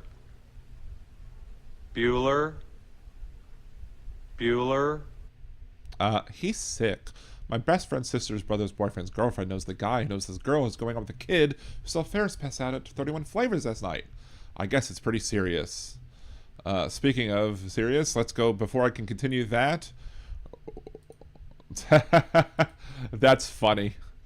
When I heard Big Hook saying his name, I got me in the background going, mayor. Anyway, so yes, Aaron is right, Back to the Future. Good to hear from you, Big Hook. What's going on? I'm like everybody else. Are you prepared to go through this 4-year roller coaster ride of yes, no, maybe so, everybody's kissing my ass, presidency? It's just getting, it's bad enough that he's dumb, but he's such a child as well. He makes everyone in the United States look like an asshole. And, I'm wondering if you're ever going to be able to get your reputation back at this stage. It's unbelievable. I mean, I think the way the way to get our reputation back would be to have him be removed from office. I can't do that myself. And there's only several legal ways to have that done.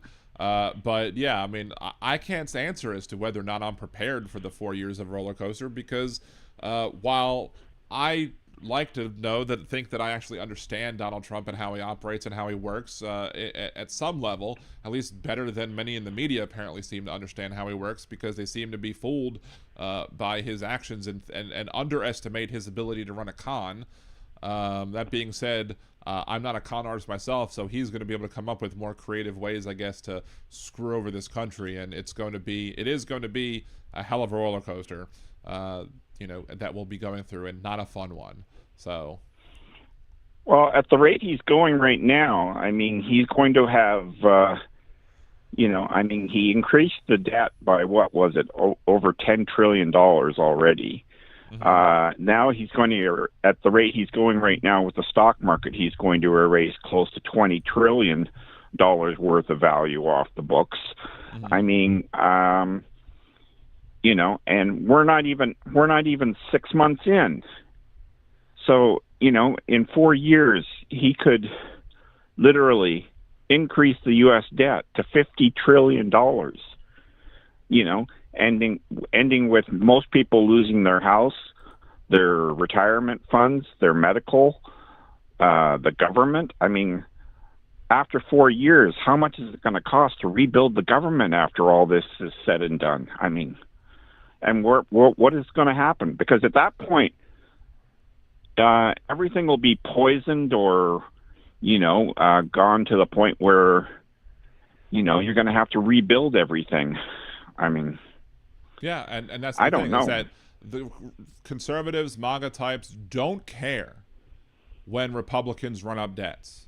They don't care when Republicans run the deficit up. There's a few maybe Republican deficit hawks in the House who may worry about it, but they don't care about it. They're not going to criticize Trump for running up debts. They didn't do it. They didn't criticize Trump for running up the debts during his first term. They're not going to do it this term either. But they sure as hell will criticize Democrats if we need to run up the deficit or run up the debt and or raise taxes to be able to deal with fixing whatever Donald Trump broke.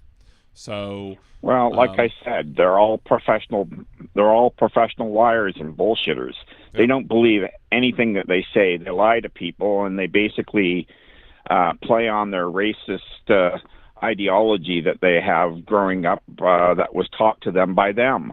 You know, I mean, this stuff just doesn't end. It's like an unending circle of pain that they have to relive over and over and over again. And then, you know, they go, oh. Then things get a little bit better when the Democrats are in power, and then they go, I don't think I can live with knowing that the future is certain and destined to get better. Let's go back to the Republicans. I mean, fuck, when does it end? As I've compared these fools, a long time now, it's just like Lucy and the football on Peanuts.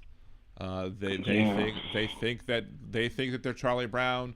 They think that this time they're going to get to kick the football, and they will never get to kick the football as long as Lucy is holding it. They will never get to kick the football as long as as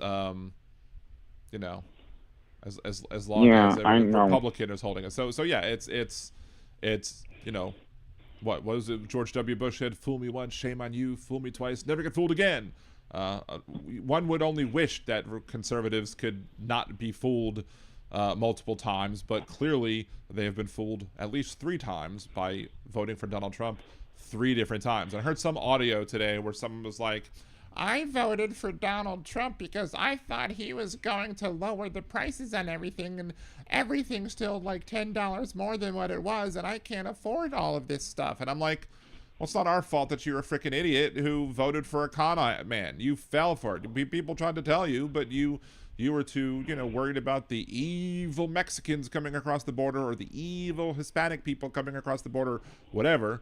You were more worried about being a xenophobic, racist bigot than you were worried about what was going to go on in your pocketbook to understand the fact that Donald Trump is not somebody who can be trusted with anything, let alone the reins of government. Yeah, but we're literally living in the Hunger Games right now. You realize that? I mean, that's what it is.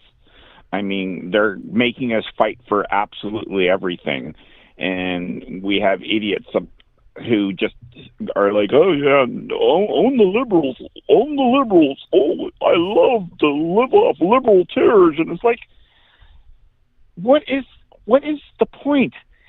You're only hurting yourself. You're shooting yourself in the foot, and you, in the end, the only people that come to rescue you are the Democrats. And then you go and you spit and piss and shit on them, and then go, "Oh, come help me, Republicans." And they're like, "Yeah, we're here to take whatever you have left," because they're suckers. They're absolute suckers, and they still can't see it. I mean, these are the stupidest people on the planet. Was it P.T. Barnum? Yeah. Was born every minute, whatever. But I mean, you have here's the weird thing. They love to say that they want to own the libs, but with inflation and Donald Trump making other prices, everything just keep going up and up. They're not going to be able to own the libs anymore. They're gonna have to rent the libs and not own the libs. Furthermore, I don't know why they have to own us or rent us, because we live rent-free in their heads regardless. So we don't have to pay anything. We're constantly in their heads all the time because they can't deal with it. They talk about Trump derangement syndrome, but it's really liberal derangement syndrome. The only thing deranged about Trump are the people who still believe that he's, somebody who can be trusted in power. So... Yeah, there was a lady the other day there on the Dude show there, and she was saying that it's already begun. He snuck in on one of those executive orders, or one of those acts or something that they passed through Congress, so that way they could take out millions of acres of redwood and sequoia forests in California as well as Washington State. Right. And it's like, like nobody asked for that. Like, what do you think is going to create the oxygen that is necessary to combat the global warming, as well as all the pollution that you already currently make? Because those are the sources of where the oxygen comes from. It's like literally strangling yourself voluntarily. I mean, this is insanity of the highest order. I don't know, like, what is it going to take? Is it, you're stuck between a rock and a hard place, because you're like, oh, well, how can we make these people stop? And it's like, they don't listen. The only way that you can possibly stop them, and it's only for maybe at the most a 2 to a 4 year hiatus, is if you put in Democrats who will reverse everything that they did. And then it's a question of, how long until the idiots are coerced into voting the Republicans back in again, and then we're back on death's door again. I mean, this just doesn't fucking stop. Oh, well, we think you should be able to poison the water that people drink. Oh, we think that we should be able to poison the air that you breathe. I mean, just insanely stupid shit that just doesn't make any sense. Oh, I don't believe in global warming. I have air conditioning. Don't you know? I mean, God almighty.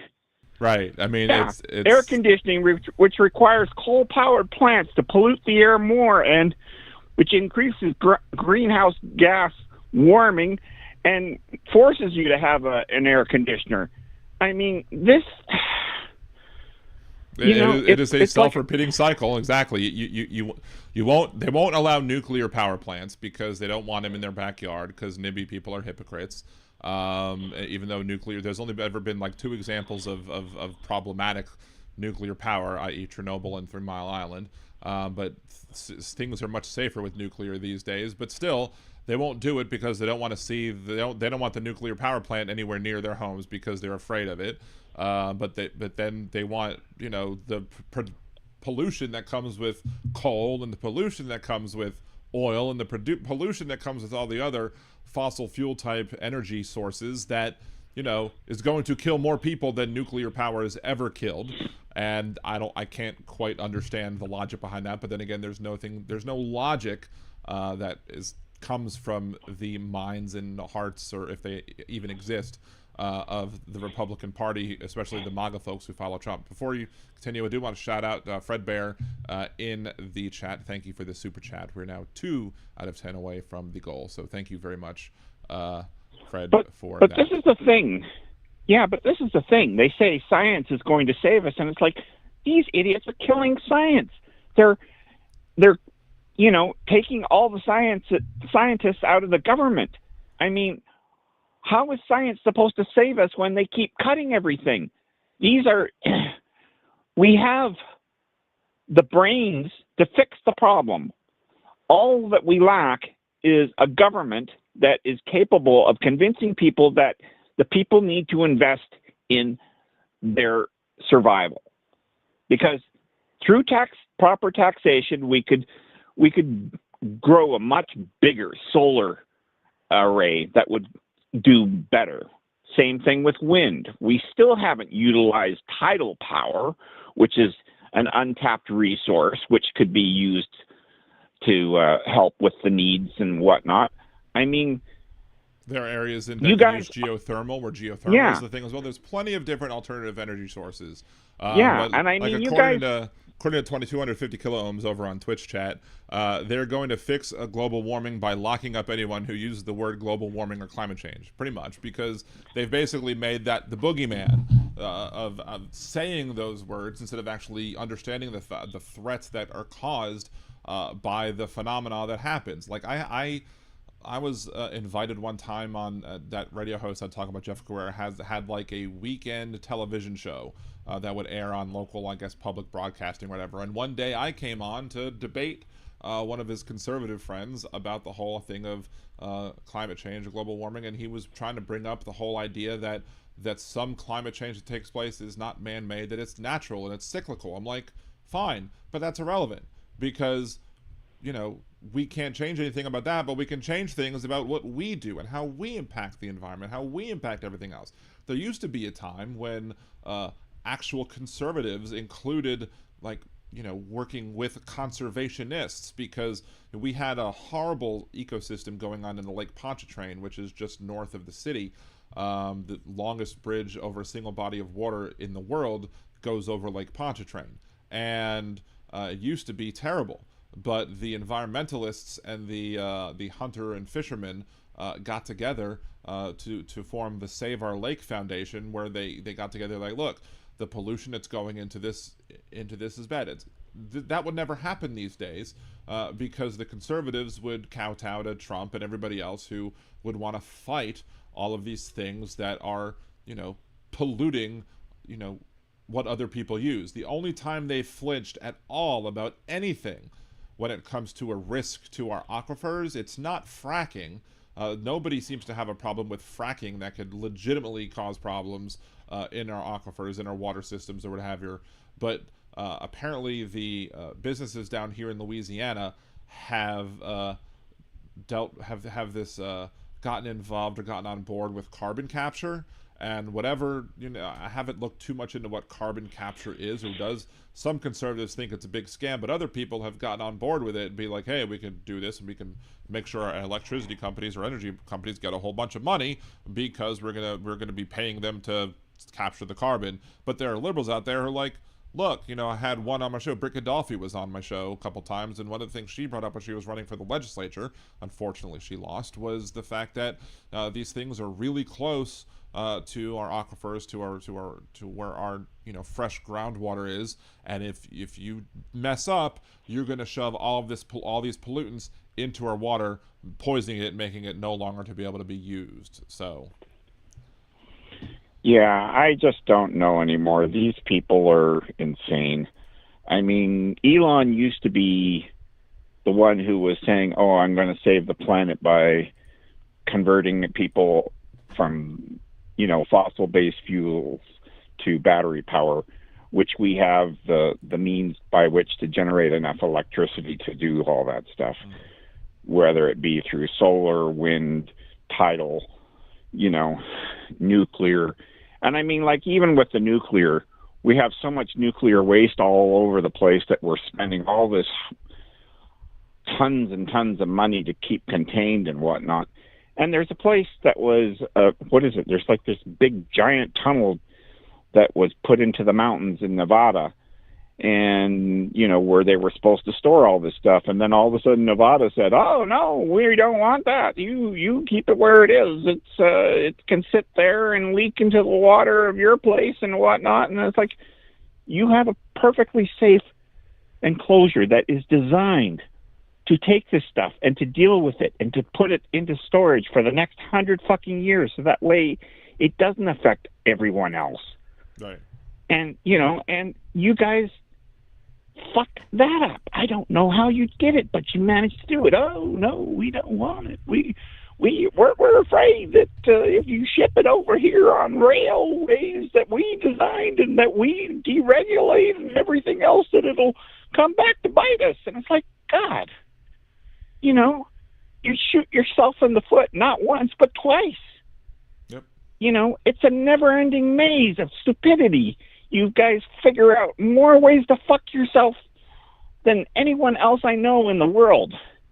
And I mean, the thing is that you rely on charity from even us Canadians, because we supply you your aluminum, we supply you your steel, we supply you your hydroelectricity, we supply you with our abundance of forests that constantly clean the air that you guys are breathing, because you guys have, I mean, what forest are you going to have left after you cut it all fucking down? No clue. What else is going to do it? Well, they don't. They probably look at life and be like, well, the people who matter, i.e., the rich people and not the poors, are going to be able to go live in the sky like the Jetsons while they leave the Earth to exist like the Flintstones. So they're going to knock it back the to Elysium. the Stone Age. Yeah. The Elysium movie plot. Yeah, I know. And I mean, this is the thing. It's like, if you've got enough money to jet yourself out into fucking space, you've got more than enough money to fucking fix what's already, in sad shape here. You know, this has got to come to an end. I mean, at some point, the biggest problem that you guys have is you allow lies and disinformation, misinformation, and everything to spread out through the internet, through the television media, and whatnot. And people are being fed a whole host of lies, and they don't know what to think because they got everything coming from everywhere, and they're told, "Oh, don't trust those liberals, those Democrats. They lie to you. They just want to tax the hell out of you. They don't want to save your life. They don't want to make the world a better place for you and your children." I mean, so wait, we have somebody in chat who does want to call in though, but he says, "Why are we being lectured to by Canadian when they are dependent on our market?" Yeah.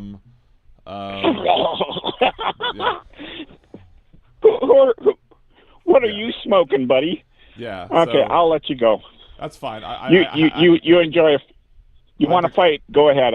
This is your fight. I'm I declined the call at the moment simply because of the fact that I can't merge the calls. If I could have merged the calls, I would have let y'all at it. I would have let y'all go at it. Whatever. But that's fine. But yeah. And do you have anything else before you go? Well, the thing is that we're not buying any of the American stuff. And the thing is that sure, yeah, you guys are going to soon be paying twice as much for all your clothes, your electronics and everything else. It'll be double there, but guess what? It isn't going to be double up here. So what's going to happen? I bet you guys are going to start crossing the border going, "Oh, yeah, we're coming in and we're going to buy a whole bunch of shit and we're going to come back across the border." It'll be Probably. That's how people will. It'll be how people will ditch the tariffs, and they'll do the same thing with Mexico. They'll go down to Mexico and grab it there and drive it across the border again, and the tariffs will be absolutely meaningless. I mean, that's what's going to end up happening. It's only a matter of time. What is it? I mean, he's only put it off for he hasn't put it off for Canada or Mexico. So, I mean, soon enough, it's going to come to fruition. I mean, I'm surprised that things are already too expensive from what I hear down in the States as it is right now. I mean, you're paying what, $9 and $12 for a dozen eggs? I mean, we're still... Call from... Oh, hold on. Manasseh. Wait, hold on. All right, hold on. I lost you, but now we're back or whatever. Okay. I put Manasseh on hold for a second, but again, for some reason, he can't seem to understand that I can only take one at a time. I don't know why. Yeah. That was him hanging. Okay, well, no worries. Anyway, no worries. But like I said, this is going to go great if he can't understand the simple thing of I can't take more than one call at a time. Don't call until I put the number back up. But as you won't hear this, but as Donald Trump says, it is what it is. Thank you, Donald. Yeah. So anyway, I appreciate your call. Let's see if Manasseh wants to call in and do battle with you. Dig his loonies or toonies, if you will. Oh wait, that's Canadian currency. I'm sorry, his 2 cents, and we'll see how that goes. Okay. Anyway. So thank you so much, Big Okay. Hook. Appreciate you as always. Have a great one.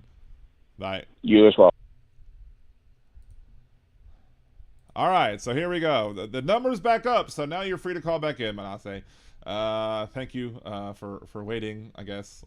Sorry, because, Big Hook is, he does talk a lot, but I like a lot of what he says, so that's why I like to let him talk, because I think it's good for the show. But apparently you want to question whether or not we should be listening to somebody from Canada. Well, as the so-called world leaders, I don't know what our stance is as world leaders at this point is. However, as world leaders, our actions are going to affect the rest of the world. Like, we have 4% of the world's population, but contribute 25% of the world's bad things. Like, usually that's the case. We have the numbers will be, we have 4% of the world's population, but we do 25% of the world's pollution. We have 25% of the COVID deaths, etc. So here we go. Manasseh is now calling in. Hello, Manasa. You are up from, is it Minnesota or up north, Michigan?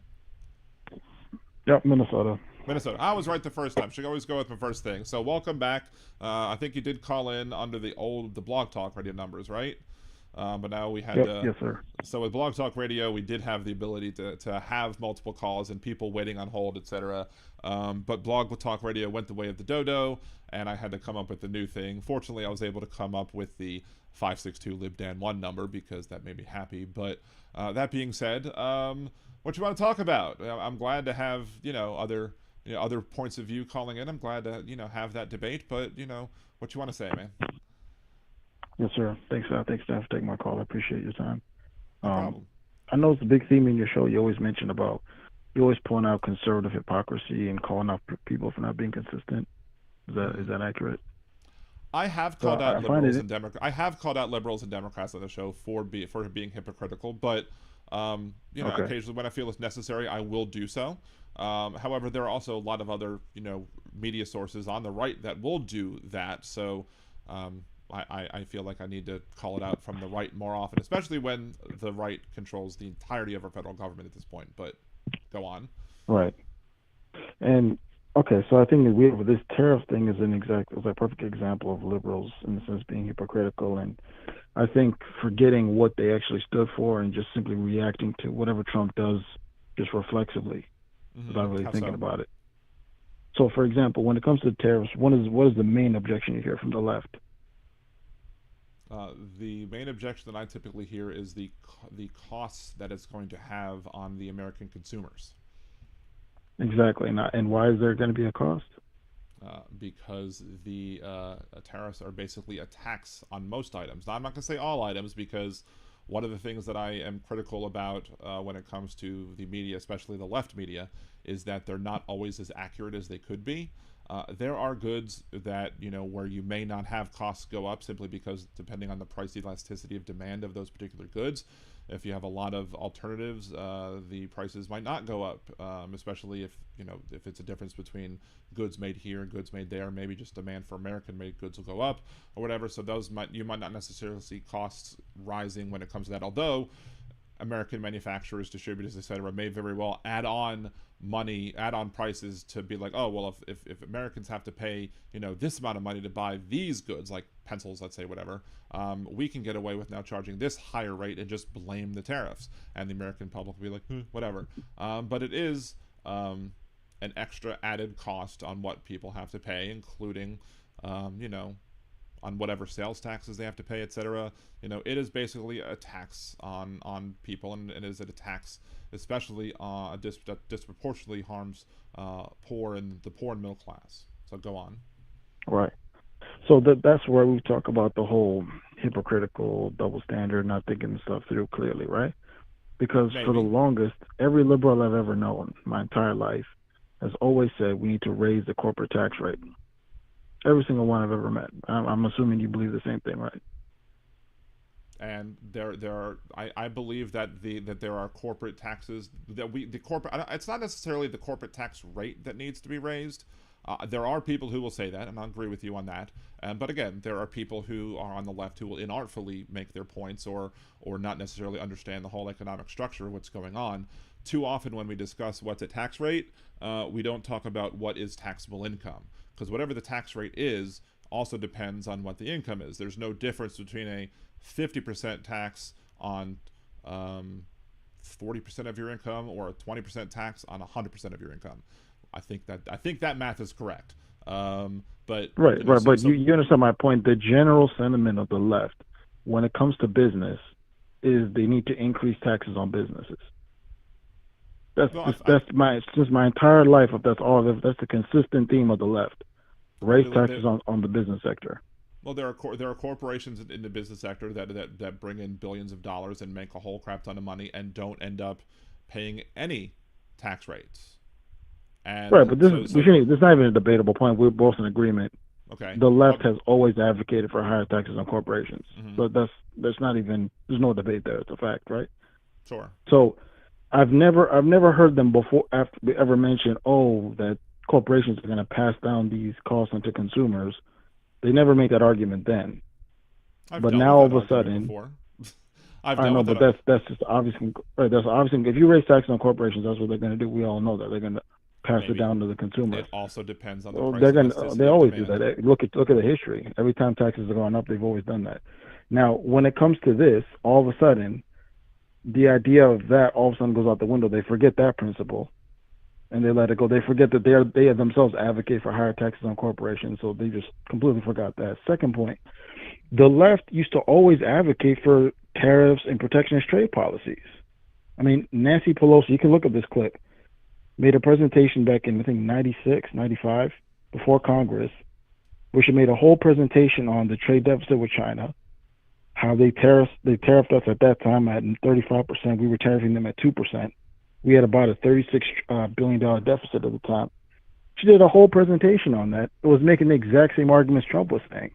She was arguing for we need to do reciprocal tariffs, we need to be aggressive, we need to, do something about this trade deficit. Like, to a T, exactly the same stuff Trump is saying now. And now all of a sudden the left just seems to just forget that that's always been their position. And now they're just switching sides, and all of a sudden they go from representing the working class, and now they're looking out for the interests of Wall Street and corporations. So, to me, when it comes to the left now, what I've learned is it's less about principle, it's more about anti-Trump. So it's almost like whatever position Trump takes on anything, it could be whatever you want to name. It's like their reflexive reaction is just, we're just going to take the opposite position just because he's taking this position. Well, it's interesting you mention that. Like with illegal immigration is a perfect example as well. It's interesting that you mentioned that, because earlier in the show, I was talking about how I was listening to this conservative talk show host, and that conservative talk show host made the argument that said, no leftist, nobody on the left will ever give Donald Trump credit for anything that he ever does. They'll never admit that he agrees with it, because it's more important to hate Trump than it is to actually, say that, oh, he did something right. And again, I call BS on that, because I can only speak for what I do myself, which is, the fact that I have on this show, for the duration of my show, if Donald Trump did anything, or if a Republican themselves did anything that I agreed with, I made it a point to say, hey, I agree with this, especially because I don't want people to be able to make the point that I'm being hypocritical, because I want to do as I say, and I want people to say that I'm not just telling people, I'm not just speaking out my ass. Like, for example, I'll talk about one or two things that Donald Trump did in his first term that I had no problem with, I actually agreed with. The right to try policy, where it basically allowed individuals who are dealing with, situations that where there are potential cures coming down the pipeline, and they haven't yet gotten fully approved by the FDA, but they're going through FDA approval, and he pushed for and signed legislation that would allow for individuals to try those measures if they and their doctors believe that it would be something that could be beneficial to help them have better quality of life. And I had no problem with that whatsoever. I agreed with that. I wish we had more of that type of, thoughtfulness coming from this president. There was another time where he made certain classes of drugs, like it was two different drugs. It was EpiPens and insulin pens. He signed, I think, an executive order that made those cost, I think, no more than $15 a shot or a pen or whatever. It would cost them much less than what they were currently paying, because he said that he didn't think those people should have to pay those prices. Now, the amount of people that affected, I did the math on it. I looked at how many people used the clinics that executive order would affect. I looked at how many people, and then how many people who, as a percentage of the population as a whole, need EpiPens and need insulin pens. I did that math, and it really only affected 0.2% of the entire population. So, but you don't. Rome isn't built in a day. Pyramids aren't built by putting all the bricks down at once. You have to build things one brick at a time. So I was willing to say, look, it doesn't help a lot of people, but it's a good start. But then I have a problem taking him seriously, because Joe Biden, as president, did something to enable more people who are on, I think, federally run healthcare systems to also be able to benefit from cheaper, less expensive, not just EpiPens and insulin pens, but other medications as well. And what did Donald Trump do? One of the first things he did when he came into office was he eliminated that. So I have a hard time taking that seriously. But I say those things just to say, I am not going to disagree with Donald Trump just because he's Donald Trump. maybe there are other people that will, and shame on them for doing so, because you should disagree with Donald Trump for the actions that he does, not because of the person that he is. Now, I'm concerned with a lot of the things that he does because of the person that he is, does kind of, lead to those things that he's pushing. But for example, on immigration, yes, there was a time where Barack Obama, the president back then, was from La Raza, was called the deporter in chief, because he did deport a lot of people. But I have not seen any evidence that the people he deported that they were done so in a way that violated their constitutional rights. Whereas in this particular circumstance, we absolutely know for a fact that everybody who was deported prior to Tuesday's Supreme Court ruling, no, maybe was it Tuesdays? Or maybe it was Sundays. I don't know. Prior to the previous Supreme, it would happen prior to the Monday show, so it was probably Friday's Supreme Court ruling, or maybe I don't know. It was an emergency ruling. I forget the date. That's not important. The point is that the Supreme Court, even though they 5-4 voted to overturn the temporary restraining order, the Supreme Court also 9-0 stated that individuals who are going to be deported have to be given written notice of their impending deportation, and they have to be given their rights, or have enough time, an adequate amount of time, to be able to file a writ of habeas corpus to be able to challenge not just their imprisonment but their deportation as well. And they didn't do that for the people before that ruling. So what we're concerned with when we criticize Trump for his mass deportation issue, for example, is we're not saying that nobody should be deported. There are plenty of people who should be deported, and rightly so. But we have systems of checks and balances in this country for a reason, and that's to make sure that no one person in government, no one branch of government has the ultimate authority to do everything they want to do, efficiently, I guess, as now, we've come to see that efficiency means we want to just ram through as much stuff as possible without any roadblocks. And the moment you get, you try and get in our way of doing this, oh, you're a terrible person. Oh, you want to protect criminals. Oh, you want to protect people who are in, terrorist organizations, or organizations that we've deemed to be terrorist, whether or not they're actually terrorist organizations, or if they're gangs or whatever they are.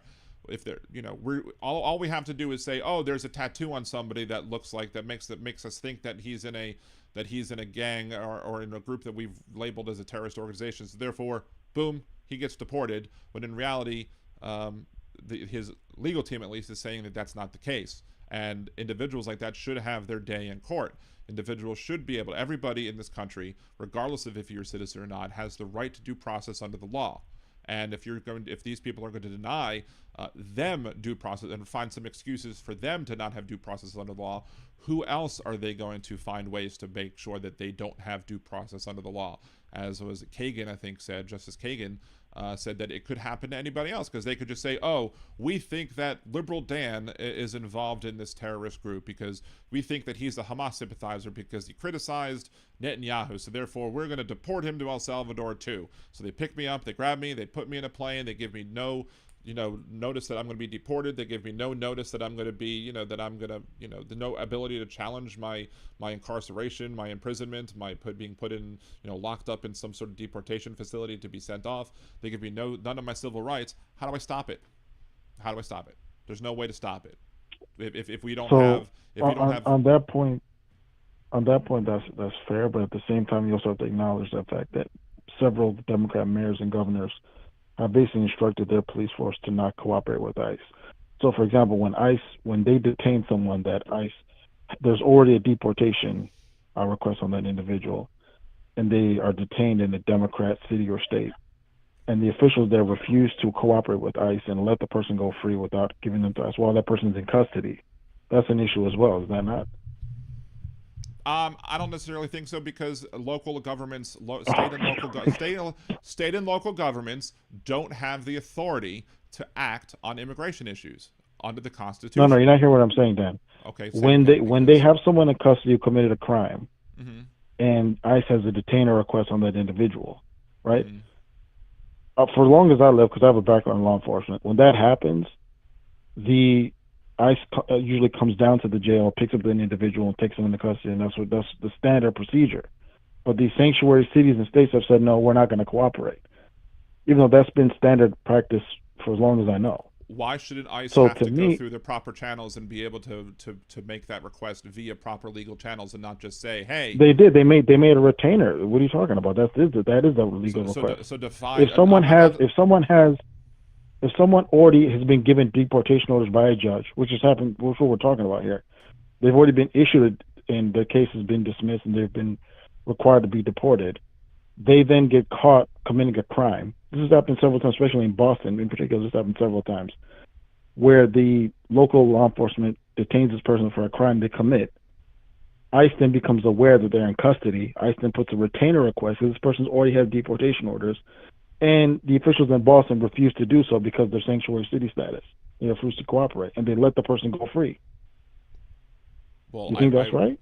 I reject the idea. I have long rejected the idea of sanctuary cities because, again, cities don't have the authority to make any actions on this. So there's no Right, but that's what they're doing, Dan. There's no legal requirement for a state law enforcement agency or a local law enforcement agency to have to do anything when it comes to actions dealing with immigration, naturalization, deportation, etc. To require them to do so would be a violation of of separation of powers, and B, I think, frankly, of the Constitution altogether. That's not a violation of separation of powers, Dan. You're not understanding the point I'm trying to say there. I understand what you're trying to say. No, I understand what you're trying to say. We're talking about a violent criminal who's already has deportation orders. We're not talking about some random guy walking down the street here. So if there is an order to that this person was deemed to be a violent criminal, should they have gone through the the legal system and been found guilty of the federal crime? Well, they already were guilty of the crime. That's why they're in custody. No, they're in local. You're not custody. I don't think you're familiar with No. these cases. Then you can look it up. The ones in Boston specifically. We're talking about people that How about already this? have been required to be deported, How about this? We and will they've been detained for a crime they committed by the local law enforcement. Let's ICE table puts this. in a retainer request to take that person, and they refuse to do so. But I wasn't even calling about that. I was All right, that's talking fine. about But the tariff issue. let's table this discussion for a second. Do me a favor. Email me the case that you're talking about. liberaldanradio@gmail.com is my email address. Send me an email. I'll look it up and we can discuss it either on the next show if you want to call in the next show, or the next time you call in, we'll discuss it at that point. Because if you think that I'm not knowledgeable enough about the situation, I'm not somebody who's going to say, oh no, I know everything about everything. I'll admit that I'm wrong when I'm wrong, and if I'm wrong about the situation, then I'm more than happy to admit that. But at the moment, I am not seeing the exact situation that you're talking about. But again, we could talk about it later. But send me the case we're talking about. I'll become more informed, and we can discuss that topic later. But on the issue of tariffs, look, I've stated public disagreement with Nancy Pelosi and other elected Democratic officials when it comes to this stuff all the time. I was against NAFTA for a while because, again, I didn't think that free trade was good for American laborers. I thought fair trade was good for American laborers, and we can't, for example. But I'm coming from the standpoint of how are we supposed to compete with companies that create their goods and services in places where they can pay wages that are much lower than the wages that American citizens have to whatever. So if a country has rules that are labor laws that are very similar to ours, then maybe there shouldn't be any restrictions there. But if there are, if we're putting American job creators and American laborers in and of themselves at a disadvantage because they can't get the job because you can do it more cheaply in another country, then yeah, there's something that should be addressed. That's not addressed by blanket tariffs. You address it with tariffs. Tariffs is how you do it, but you take away the profit incentive. But it's not adjusted by blanket tariffs. Why is Donald Trump putting a tariff on an uninhabited island on a bunch of penguins?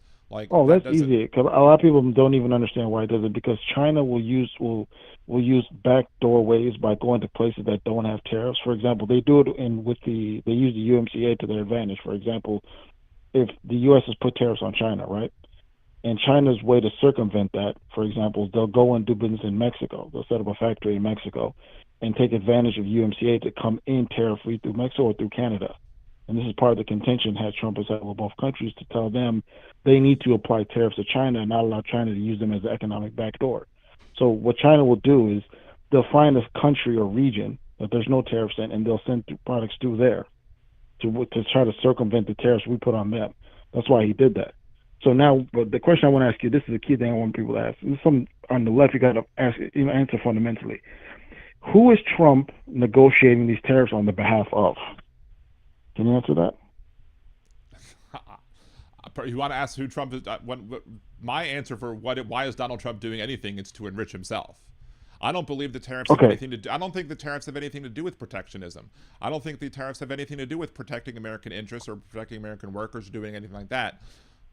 I think Donald Trump has clearly showed that his interest with the tariffs is to manipulate the stock market so that he and his wealthy buddies can, buy the dip. And I think that was proven. Well, that's an assumption on your part, but I think that was proven. That was proven to be at least more likely than not to anybody who's paying attention when he posted on Truth Social today, or whatever you want to call it, Lie Social. When he posted on the website today, now is a great time to buy. 3.5 hours before he announced that he was going to temporarily pause most of the tariffs and then make it just a flat 10 or whatever it is on automobiles or whatever. But yeah, so he manipulated the market in such a way. He manipulated the market to cause the stock market to drop. And then he said, now's a great time to buy. Do we think he didn't buy? If he's saying it's a great time to buy, the market manipulation has to do with the treasury bonds, because they're trying to get the interest rate down on the debt. And this is a whole technical aspect. I don't want to bog people down on this stuff. Some people may not be familiar with economics, but there are people. We have a big issue with the interest on our debt. There were people in the bond markets who were panicking over the fact that people were outside of the United States were starting to look at U.S. Treasury bonds as not the best investment in the world, where everyone used to look at Treasury bonds, Treasury bills as one of the best, if not the best, stable investments to make in the world. And now they don't feel that way, and so people were panicking. But again, I don't believe for a minute that Donald Trump had that in mind when he took his act. They'll claim that that's why he did it. There are people out there claiming it. No, the Treasurer Bassett did a whole thing. He talked about this in detail. America has. Wait. I know you've done pretty good at letting me talk, and I appreciate it. But let me finish this one thought first. There are people on the left who are saying that Donald Trump, quote, caved because he noticed that the people who were panicking about the bond markets, and I was like, no, that's not why he did it. That's not why he does anything. You look at his history of business practices, and it's all about screwing other people to enrich himself. He did that when he was I talked about this earlier. But you can't. There's no way he can enrich himself on these tariffs. I mean, that's ridiculous. If the tariffs make the stock market tank and then he buys the dip, of course he can enrich himself. Especially if I don't know. There's no evidence that I have that he shorted anything on the way down, but that would be another way to make money. Unless you have evidence to prove otherwise, then that's just speculation. But the key point, my evidence to show that he did it is the fact that he's saying now is a great time to buy. That's what he said. I showed that. Yeah, because he knew the market. Everyone knew that because the market's obviously going to rebound. I mean, that's common sense. If but he announced it unless you believe the market was going to perpetually go down. I mean, obviously the market's going to rebound. But isn't that a violation of the principles of insider trading? Is you're not supposed to act on information that you have? How's that insider trading? If he knows the market's going to go, which everyone knew the market was on, because he stated on the outset when it comes to the tariffs that this was a negotiation to get countries to change their rules and modify their tariffs and their non-tariff barriers that they have in place. Because he said this morning at 8 o'clock my time, 8:30 my time, that now is a great time to buy, and then 3.5 hours later adjusted our tariff policies, and at which the markets then rebounded and came and shot up a whole bunch. But he said now's a great time to buy. Do we think he didn't buy this morning? I mean, I have a bridge in Brooklyn. Yeah, but that's a side issue. But you're still diverting from my original question. My original question is that my original point still stands, which is, who was he negotiating these tariffs on the behalf of? Obviously, it's not of Wall Street and corporations, because they're furious with them. Obviously, I don't know if you watch CNBC. The Wall Street heads, the corporations, they're livid. They don't. They're the last people on earth that want these tariffs, right? So who are the people that stand the most to benefit from these tariffs and these protectionist trade policies? Who do you think they are?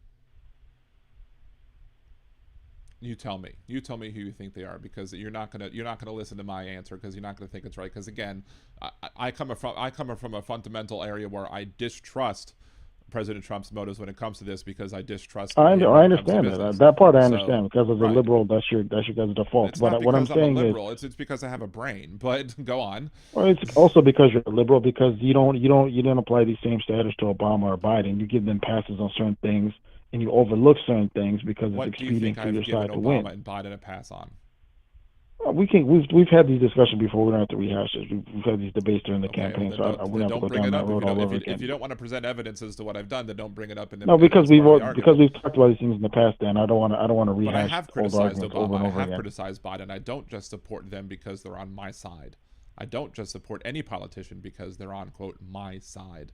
I can look back at several examples just off the top of my head. Like Barack Obama said, for example, that he would never use the signing statement when he signed legislation into law because of the abuse of George W. Bush used when he was doing. Okay, let me give you an example with Biden. Wait, you may have forgot about let me this. finish. Let me finish. Barack Obama then made a signing statement, and I was immediately critical of him. I was like, "You're a hypocrite now. You now have, there are things that you could say that you can run on as." And a lot of times, I think politicians are treated, quote, unfairly when they have a campaign platform, and then people say, "Well, you didn't do this thing as when you campaigned for president for this thing. You didn't do it because, and you said you'd do it." I'm like, "Well, that." Because people are ridiculous when it comes to the fact that, as president, you're not a dictator, therefore you can't do those things without, the help of other people. If I was when I ran for office before, I made sure to always word my arguments or word my platforms that, if I'm elected, I will propose this, I will suggest this, I will do these things. I never actually said I will get this done. I will propose these things and I will work with other people to try and get them done. So you'll have my word that I'll try and get them done. But if I don't get them done, then that's because I need other people's help to get it done. That being said, so when people who run for office, like president, say I want to do X, Y, and Z, and then they don't do X, Y, and Z because Congress fails to do it, then you blame the president instead of Congress for doing it. But when a president says something that he has total control over, like, I'm not going to do signing statements, and then does it, then I will be critical of that person for at that point, being dishonest with the American people. And so when Barack Obama did it, I criticized it. Again, I am not beholden to anybody, one person in politics. I don't even agree with 2004 me when I ran for Congress on issues. Like, there are things that I supported in 2004 that I disagree with now. I would be critical of 2004 me, and it's me. So the idea that liberals and leftists do all this stuff or whatever, it's not something that it's not something that I do, and B, I also think it's not something that a lot of the people that you're trying to claim do that they do, simply because of the fact that I think you as a conservative just disagree with it because are you just disagree with them because they're liberals? I mean, it's the same argument that could be made. I'm going to give you the benefit of the doubt and say you're trying to come forward, and I'm going to give you the benefit of the doubt that you, until proven otherwise, that you believe that these particular policy things are true or not true, and you support these policy things not true and not true, not because it's a Democrat or Republican pushing it or being opposed to it, that you believe in those things regardless of who's in power, right? I mean, you'd probably want to tell me that, right? Yeah, of course. I don't want to go off topic too much here, but I agree with those points. But when it comes to the tariffs, you didn't quite answer the question yet. I'm still waiting for you to say it. Who do they stand to benefit the most? I answered it. You just don't like my answer. My answer is they're to benefit Trump. They're to benefit Trump. Only Trump? And the other people. Okay, let me phrase it to you like this, because I get it now. You're doing it again. Let me ask you this question. Let's put Trump out of it. Okay. Let's say in a generic sense, protectionist trade policy and tariffs. Not even in America, just in general. But this isn't a protectionist. Who do those usually benefit in any country? Protectionist trade policies are typically done to protect both the corporations and the workers of the country. Typically, but right, I'm rejecting to protect the market. Correct. I'm rejecting your premise that this is I know. done Look, by definition, you have to, because if you don't, hold on, let me make my point, Dan. I've heard you out. Let me make my point. Because if you have to reject that premise, because otherwise, what's being shown, and this is what I firmly believe, is Trump is the one advocating for the working class, whereas the Democrats who claim to be working for the working class, what I've told you before, is lip service, and they're actually elitist who view the working class with disdain and hate the working class and and do not identify with them in any way, shape, or form, neither culturally or even politically. They just feign that they do. They've shown by their actions they're siding with Wall Street and the corporations, 100%. Because how Democrats has this affected? How has this benefited the working class? Tell me how this very benefited, or simple. how you believe this will benefit Because the working class. the last 40 years, because let's go back. The 1970s, 60% of the GDP of the country was in the middle class. And that was because more than 25% of jobs in America were manufacturing. In the 1950s, nearly 90% of all manufacturing in the world was done in the United States. When that was the case, you had blue-collar jobs where people without a college degree were able to earn a middle-class income with one person working. That was how it was in the United States. Those of you who are old enough to remember, you know this to be true. That systematically got eliminated through free trade. And you rightly pointed out how NAFTA destroyed millions of American jobs. Mm-hmm. It hollowed out a lot of the Midwest, especially the Rust Belt. Michigan, Ohio, Pennsylvania were most heavily hit.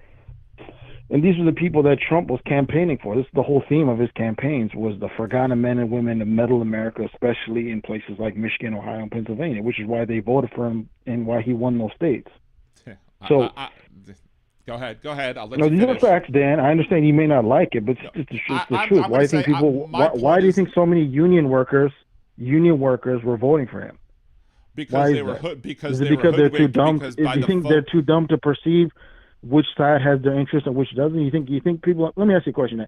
You think working class people cannot perceive which people view them with contempt and which who don't? You think that people in the working class can't perceive the elitism of the liberals, the Democrats today? You think they can't see that? I think there are plenty of people who have proved themselves incapable of seeing a con man when they have a con man. Donald Trump proved it. But forget Donald Trump in this discussion. No, because Donald Trump is the person who's doing this. We're talking about why they voted for Donald Trump.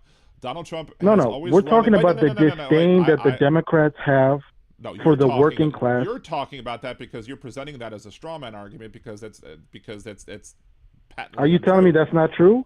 It's patently It's not true. It's not true. 100% Oh my goodness. not true. Are you kidding me? Who stands up for labor rights? It's not the Republicans. The Republicans want to destroy unions. No, you're not hearing me, Dan. Wait, no. I'm going to mute you a second. I'm muting you. You're muted right now, so they can't hear you. I'll let you know when I unmute you. Here's the thing.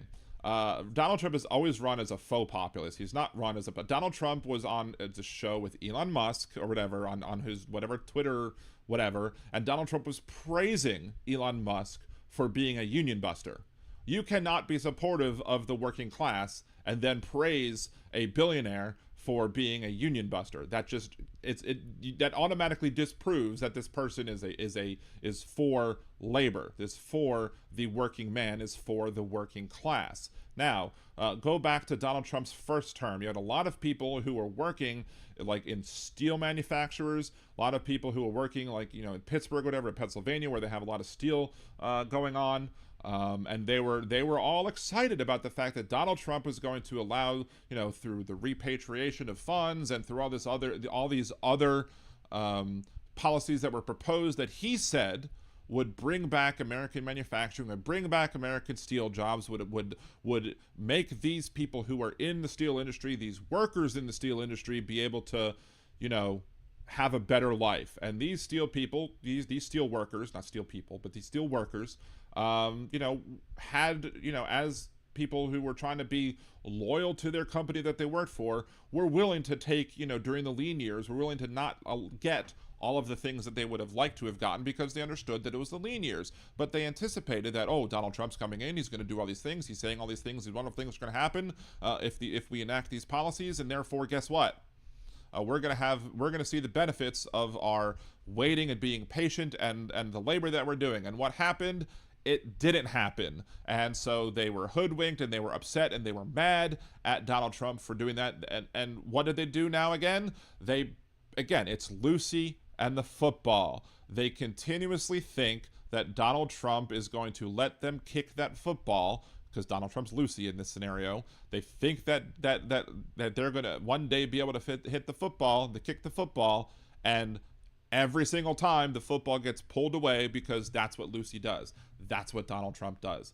that is how I know that Donald Trump doesn't give two shits about the working class. If Donald Trump cared about the working class, he wouldn't have, when he was running a casino, screwed over the small business people who did the work for him. He wouldn't have tried to, not just use bankruptcy to avoid paying the debts that he owed to people, but he also did other things. Like he told, he hired somebody to do work for his casino, and then after the work was done, he said, okay, well, we feel that we should only pay this amount, which is a fraction of the amount that we promised to pay you contractually. And if you don't like it, you can sue me. And because you can't outspend me when it comes to my legal team, you're going to have to take this settlement that's now less than what he agreed to pay for as a contract. So no, I plainly reject the idea that Donald Trump is this altruistic, pro-working class, pro-labor, worker individual, because he has a history of proving that he's not. You are now unmuted, so what are your thoughts? Okay, first and foremost, his first term, if you know the dynamic within the Republican Party, the majority of Republicans, being led by Mitch McConnell at that time, were vehemently opposed to all of his positions on tariffs and trade. They were absolute free trade all the way. Even to this day, that's why Mitch McConnell to this day opposes him on everything, because ideologically they weren't on board.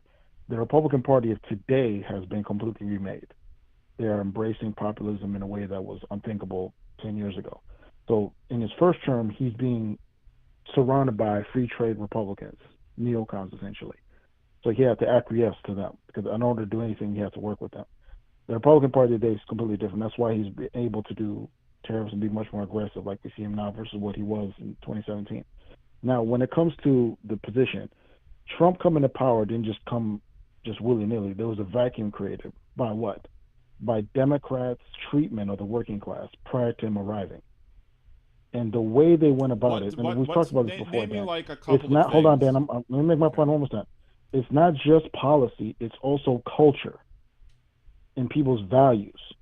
When the left has completely aligned themselves with the values of coastal elites who view religion with disdain, who push this LGBT agenda, and are against traditional values and the things that a lot of people in middle America still embrace, that comes an issue. So people can see that culturally. And Trump, correctly so, saw that. That's why he embraced being politically incorrect, because he knew that there was a huge portion of the country that was fed up with political correctness. And the left wanted to push that on all of us, as they do to this day. And he saw that, okay, culturally the left is not identifying with the working class. So he found a way to identify with them. Whether you call it a con or whatever, he saw that opening and he took advantage of it. With the bigots in the working class, because there are plenty of them. You call it a bigot, but the left is bigoted. The left is bigoted as well. The definition of the word bigotry. Let's be intolerance of bigotry is not bigotry in and of itself. No. Bigotry by definition means one who is intolerant to those who have an opposing view. That's the dictionary definition of the word bigotry. The left is completely bigoted against people who don't agree with them. If you don't embrace the LGBT agenda, they come against you. They jump down your throat. They want to kill you. But now, it's not that we don't agree. It's not about wait. It's not about agreeing with LGBTQA. It's just wanting them to be able to simply exist. And the conservatives, the Republican Party, has for a very long time now, have shown them that they don't want LGBTQA folks to simply exist. They don't want these people. Yeah. So the Democrats have always been the party. At least, well, I'm not going to say always, because the Democrats back in the 1800s were the conservative party back then, and at that time the Democrats were the party of slavery. So, but when the Democrats, when the big party shift happened, and you had the Southern white Democrats leave the party because they were angry because we no longer supported discrimination like against black people. One guy, like Robert Byrd, one guy, and he. Yeah, one guy. Great. You found one guy. A Klan member? And Strom Thurmond ran for president as a segregationist and was embraced by the Republican Party. And Hillary Clinton went to his funeral? I'm sure there are a lot of people who went to their colleagues' funeral that didn't necessarily agree with what they did. And I'm sure there were people who went to Strom Thurmond's funeral as well that were not, going to the funeral and, but Dan, we've had this discussion before about the LGBT thing. It's not about tolerance and people being able to freely live how they want. It's about the Democrats crossing a line. What was that line that they crossed? They crossed the line when they started to push, when they pushed this stuff on our children Nobody is pushing at that. taxpayer That is just such expense in the bullshit. education It's such system and through the bullshit. media. Nobody That's is exactly pushing what they anything did. on children. There's no children that are getting like bottom surgery. There's no children that are being, No, we're talking about an agenda. They teach gender fluidity in the schools. They 100% do. To deny that, you either I don't know. We've had this discussion before that. I don't know why you refuse to I'm sorry acknowledge that it. y'all reject science. I'm sorry that y'all. I can point to several scientific. What journals. does science have to do with gender fluidity and teaching children they might have been born in the wrong body? How's that science? The idea of a simple gender binary is a simple antiquated idea that is not. No, you didn't hear my question, Dan.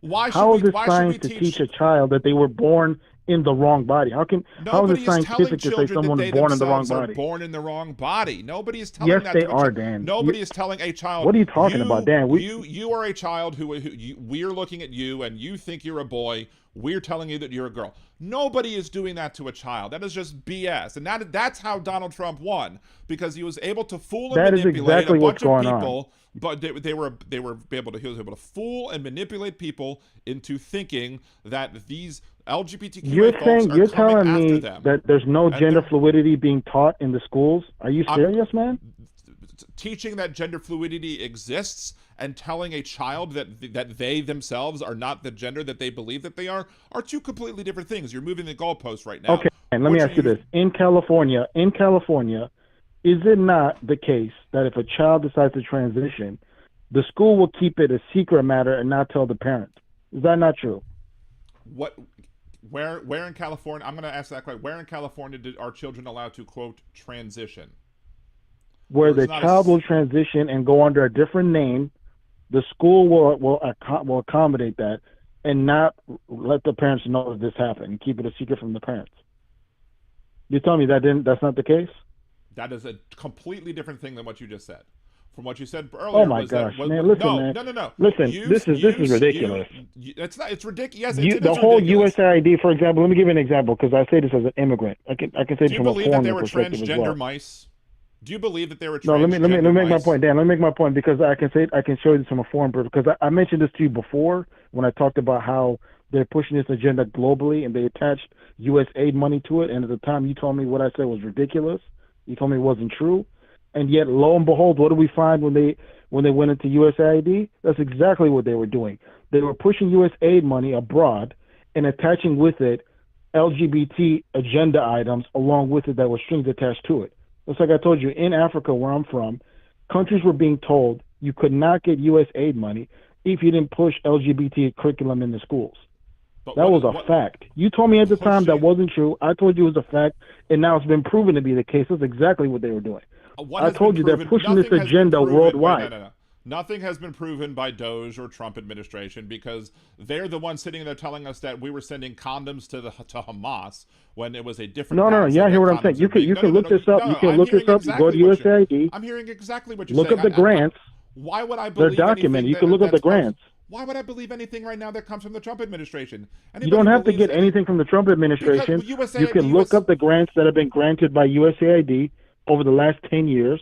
You can look at what they are, what they do, how much, and where it went. Just look it up for yourself. You're trying to sit here and deny. Hold on. You're trying to deny that they weren't pushing the LGBT agenda through USAID around the world. You tell me that's not happening? I reject the whole idea they didn't do that? of pushing an LGBTQA agenda. That whole thing is just again fear mongering tactics. Oh my! It's a fact. How many African leaders and presidents have? I am muting you again. I am muted. You're muted again. You're muted. You're muted again. They're not hearing you. So here's the point I'm going to say. There is absolutely nothing, no reason for anybody to believe anything that comes from the federal government at this point, simply because of the fact that they've told us that we have transgender mice. There are no transgender mice. They're transgenic mice. But they were saying transgender mice because, it's a fear tactic. They were saying that we were sending condoms to Gaza and so that Hamas can have condoms, and people took that in to be like, oh, they were making bombs out of the condoms. No, there's a different Gaza in another area, just like there's different Springfields all over the place. There are multiple places with the name of Gaza, and they were going there to help fight HIV/AIDS from spreading in Africa, in the continent of Africa. They're trying to fight the spread of AIDS. Oh no, such terrible people. And if part of that, and I don't know exactly exactly what you're claiming, took place. But if part of that, and I've let you go on for a very long time. If I was a conservative host, I would have cut you off 10 minutes ago. And I'm sure there are many people, of my viewers, watchers, listeners, whatever, who would probably be thankful for me having done that 10 minutes ago. And I do think that there are other people who want to call in, so I am going to thank you for your call. I'll allow you to listen for this last part, but I'm going to thank you for your call. The point is that all of these things that are being claimed that are done under the guise, you yourself said that they're pushing the LGBTQ agenda, and that became they're telling a child that they are X, and then that went to, oh no, they're supporting a child who comes forward and says, and he hung up, so there you go. They're pushing that they're now supporting a child who comes forward as wanting to be called a different name.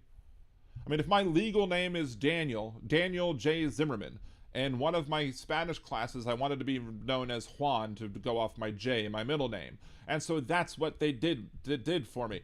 Do you think that they school should have gone to my parents and said, oh no, Mr. and Mrs. Zimmerman, Daniel is wanting to be called J now against what you called him? Is that a terrible thing? No. So if a student goes to their teacher and says, look, I'd really rather be called this than that, who cares? Why does a parent need to know what they want to be called differently? They're not transitioning. They're not getting anything surgically done to them, because that's what this turns into. They're calling somebody by a name that they would prefer to be called turns into they're performing these on children, just like the whole they're eating the dogs, they're eating the cats thing. It's being done to push fear in the minds of the people that Donald Trump knows that he can manipulate and claim to be a populist. Donald Trump is not a populist. I get pissed off at anybody in the media, left or right, who tries to say that Donald Trump is a populist. Donald Trump is a faux populist. Donald Trump is somebody who pretends to be a populist so that he can get enough people alongside with him to believe that he's going to do what he says he's going to do, simply because, he wants their votes. No more, no less. Frankly, I would probably bet money that if you were to go deep into I hate to use the word soul because I doubt Donald Trump actually has such a thing, but if you were to go into whatever acts as a soul within Donald Trump and you were to actually know his real inner truths, he probably doesn't give a rat's ass about trans folk. He probably, and not in the negative way, he probably is just like, I don't care. He probably doesn't care what trans folk do. He doesn't care about kids and whether or not they're having surgeries hoisted upon them. He's just willing to say that what he knows that enough people want to hear so that he can put scare tactics and fear tactics, because you conservatives claim that we're against the working class. We're not against the working class. We're against bigotry and intolerance. And you could say all you want, the definition of bigotry means opposition, obstinate or this definition right here is obstinate or unreasonable attachment to a belief or opinion or faction, particularly prejudice against a person or people on the basis of their membership of a particular group. That being said, you need to educate yourself more about the paradox of tolerance, or what is often referred to as the paradox of tolerance, because the paradox of tolerance basically says that you are more than welcome to be intolerant of the people who are also intolerant, and that does not make you a hypocrite. That does not make you a bigot. That does not make you yourself a bad person because you are being intolerant. Like telling me, a Jewish person, that calling me intolerant because I don't like Nazis. That's the ridiculousness of the whole thing. In reality, there is no paradox of intolerance, because if you are somebody who doesn't like people because they're Jewish, because they're Muslim, because they're LGBTQA, if you don't like those people, you've violated the social construct that requires tolerance of all people. So if you violate the contract, the social contract, whatever you want to do, whatever you want to call it, you violate that, then you yourself are not protected by that contract in and of itself. So yes, we can fully be, quote, bigoted against those people because those people are no longer protected by the same social norms that we would have put on everybody else. So it's not hypocrisy to be opposed to people who are anti-LGBTQ, to people who are pushing these false ideas that put these ideas into people's heads that, hey, they're coming after your kids and they're going to perform surgeries. They're going to chop off. I've literally heard people who are conservatives on the radio say that liberals are supporting of chopping off the penises of little children. That's what these people actually say and actually believe. Why? Because you allowed people who are hateful and bigoted to take power. You allowed them to take over your party. You allowed them to do that. We were too stupid as a country to not reject what we should have rejected. No child, not one, is getting gender reassignment surgery. Not a damn one. There are groups out there who have talked about, there's a clinic in North Carolina that's Duke run, or Duke runs this clinic, or some other clinic in North Carolina where that deals with children, and those clinics do happen to deal with certain things. It's Big Hook coming in. Let's see. All right, Big Hook, you're on, but you're muted at the moment, so let me finish my thought and I'll let you back on. So, but I'll let you back on in a second. Let me just finish this point. There is no example of any sort of clinic that's going to go in there and perform gender reassignment surgery on kids. Are there clinics that do talk about how they will perform surgery on children and on their genitals? Sure, absolutely. Why? Because there are children who get injuries to those parts and they need surgeries to fix those parts. And when a child has a procedure done to repair his or her parts down there, you know what that is? That's gender reaffirming surgery. That is a procedure that is done to have the person feel whole. But not one of these clinics is going to perform gender reassignment surgery on any children. Typically, there's two guidelines to get gender reassignment surgery. And how do I know this? Because I've had trans people on my show as guests, I've had experts on the show as guests, and I've done research myself to see what these clinics actually require. And if you are somebody who wants to transition, which you're not under any requirements to transition, mind you, if you are a trans person, you're not required to have any surgeries to be considered valid. Not one. But these clinics will say, you, in order to get this gender reassignment surgery, to get bottom surgery, you have to, A, be 18, and B, be on hormones for at least a year. So in reality, if you're not going to get on hormones until you're 18, then you really can't get it done until you're 19. So no, it is a fake fear-mongering tactic of the right that they are saying, that you're telling these people that they are coming after your children, that they're doing all these things to your children. It's fear-mongering. And there are fortunately, there's enough people who believe it. And there are fortunate enough people to say, you're going after the working class. No. There are some people who are in the working class who do believe these bigoted things. But there are other people in the working class who don't believe in these bigoted things. I guarantee you those people in the working class are not going to say that that's an example of the Democrats coming after the working class. They're going to say it's Democrats protecting the marginalized people. It's Democrats protecting the little guy.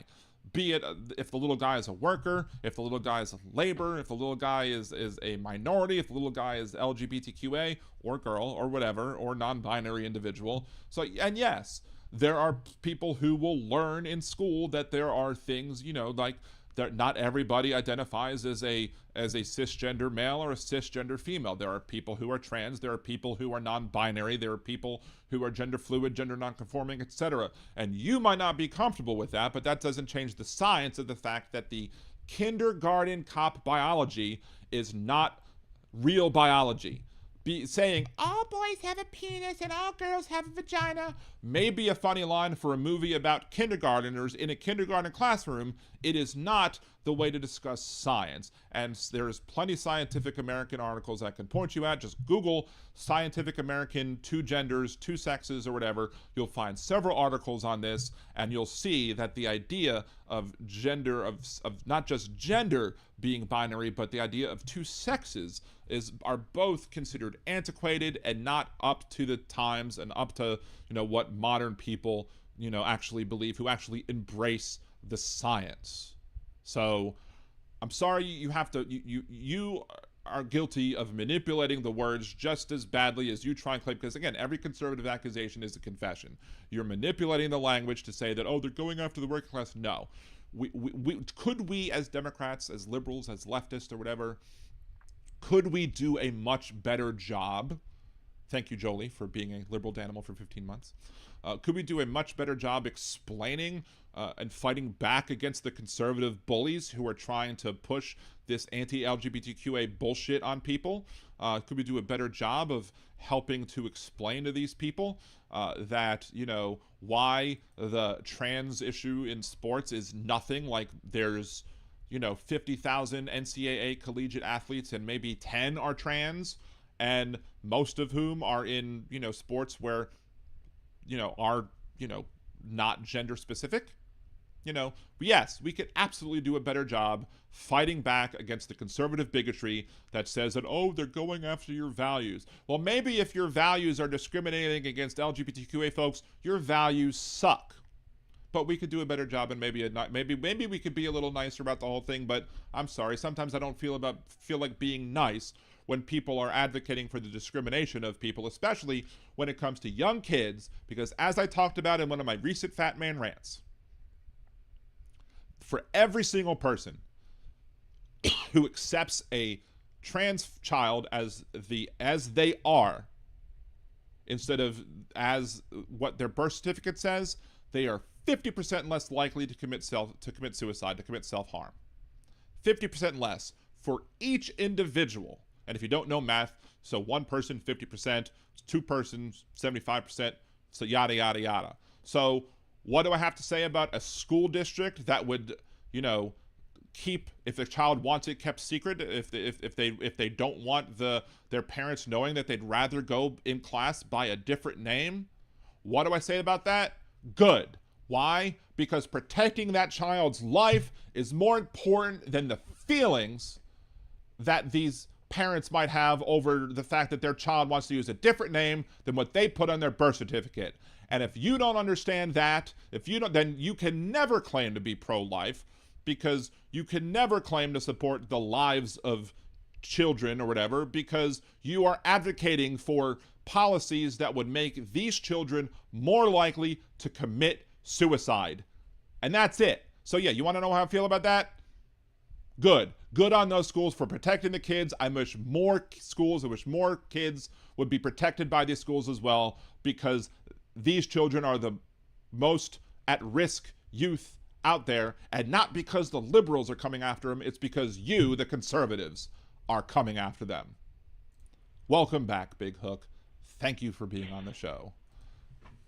Yeah, and one other point, which is that these kids go to school and probably have friends who accept them for what they believe that they are, and that, you know, the fact that they think that they're being accepted by their other students is their lifeline, because that's what allows them to function. Because their friends will tell them, "You're okay. It's okay how you feel. I'm not going to judge you for that. I'm going to love you no matter what. You can do what you want with your life, you know." I mean, that's the whole thing. I mean, we already have so many of these stupid cases where, what was it, that one girl that went to the bathroom and the three girls went in there and knocked her head against the floor, and then she ended up dying 3 days later from an aneurysm. I mean, to say that this stuff isn't happening, that, oh no, it's whatever, and you know, it's bullshit. It really is. They've done nothing wrong. All they've done is said, "This is how I feel." How do I feel become a crime? This is you know, this is stupidity of the highest order. If you've got a problem, that's your problem. That's not their problem. That's your problem. You can't accept it? Then go fucking somewhere else. Everyone else is having a good time. The fact that you're bummed out about it is your problem. It's not their problem. There's plenty of places for you to go if you're a racist bigot, you know? But you don't have to put that on anyone else, and you don't have the right to victimize somebody else for being who they are. It's the same as you can't change the melanin of your skin any more than you can change what you believe that you are, whether it be LGBTQ. What is the point?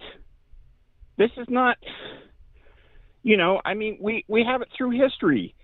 Julius Caesar was believed to have been, bi or whatever. I mean, it's not a new thing. The it's Greeks just a are known matter to have a little bit of, as they would say, buggery going on in the barracks, so to speak. Whatever. Again, sexuality is not binary. There are people who are I mean, I identify as pan. I mean, I've said that before on the show, but I mean, I've never been with a cis guy before. I mean, I just happen to look at my past, dating history and realize, okay, what is on somebody's birth certificate is irrelevant to whether or not I'm attracted to them. Now, the only person who is officially a man who I've been with is a trans man, and they weren't out at the time. But had that person come out to me as a trans person, and that he was a trans man, I would have not stopped dating him, and I would have used his proper pronouns, and I would have respected him for his decision, and I still would have been attracted to him. And it has nothing to do with the fact of what was listed on his birth certificate. So if that's why I embrace the label of pansexual, because it doesn't matter to me. If I look at you and you're attractive, you're attractive. It doesn't matter what a piece of paper says that you are, or what the government is trying to tell people who they are. And nobody should be embarrassed to have to say that. And Well, here's the other thing. I work with a number of gay coworkers and whatnot, and over the years, I've found them to be some of them. I've found to be, the funny stereotype, the RuPaul or whatever. But I've also met some that have been some of the most empathetic human beings on the planet, and that when somebody requests you to perform an impossible task, they look at it and can hear you and say, yeah, what he's asking is impractical. And I had that with one of the managers I had when I worked in California. He kept asking me, I want you to be the liquor stockman, and I want you to be able to run off in an instant, drop everything, and go hit the cash register and clear out the overage when we fall behind. And it meant that I could never finish a task. And then he would look at me and he'd go, well, what happened? How come all this didn't get... And it's like, because you keep making me run back and forth, and I can't do 2 full jobs in the amount of time that's required for 1 full-time job. And what ended up happening was the manager that was there of the gay persuasion saw my dilemma, and guess what he did? He didn't stand there and go and point fingers and go, whistle and call people or whatever. He actually stepped up and got on a cash register himself and covered, so that way I could get things done, and that I didn't have to take as much shit from the store manager. And this was, and that's the thing. It's about decency. It's not about what their sexuality is. It's about what kind of a human being are you. Now, this Manasseh guy, he called in before, and I remember this argument before. He was saying before about gay people and how they were substandard humans and all the rest of it. And he had that argument with you before. So it's nothing new. The only thing is that he's found somebody that he likes, that agrees with his point of view, which is wrong. He doesn't look for the truth. Because if you have a problem and you don't understand it, you know what you do? You go and you do more research, and you find good sources, and you come to what is, you look at it, and then you ask the experts. That's the big thing that is the problem with conservatives. Yeah, but what do you know? What do you know? You're Canadian, right? At least that was his argument, right? Yeah. So what do you know?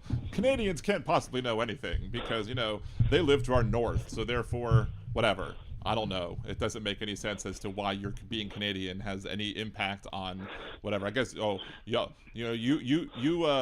are affected by our markets, but you still shouldn't have an opinion about them. I mean, if literally if he was right in saying that you use our markets, then that's exactly why you would have an opinion. That would give you more reason to have an opinion, because if our actions affect you, then clearly you would have an opinion, and you should have the right to state that opinion. Unfortunately, too many conservatives believe that rights only belong to U.S. citizens and everyone else can go fuck themselves. And, it's not what I believe, but well, that's this what they is the believe. thing. Yeah, but this is the thing. And if I remember correctly, one of his arguments was that, and which was brought up a long time ago from before, was that there were African leaders that were basically going and jailing LGBTQ people and having them executed. And it turned out Uganda. and the reason that they did that was because conservative so-called Christians came in and said, "Oh, and this is what is the Bible says that this is a horrible and evil and it's an and abomination. And it's an abomination against God."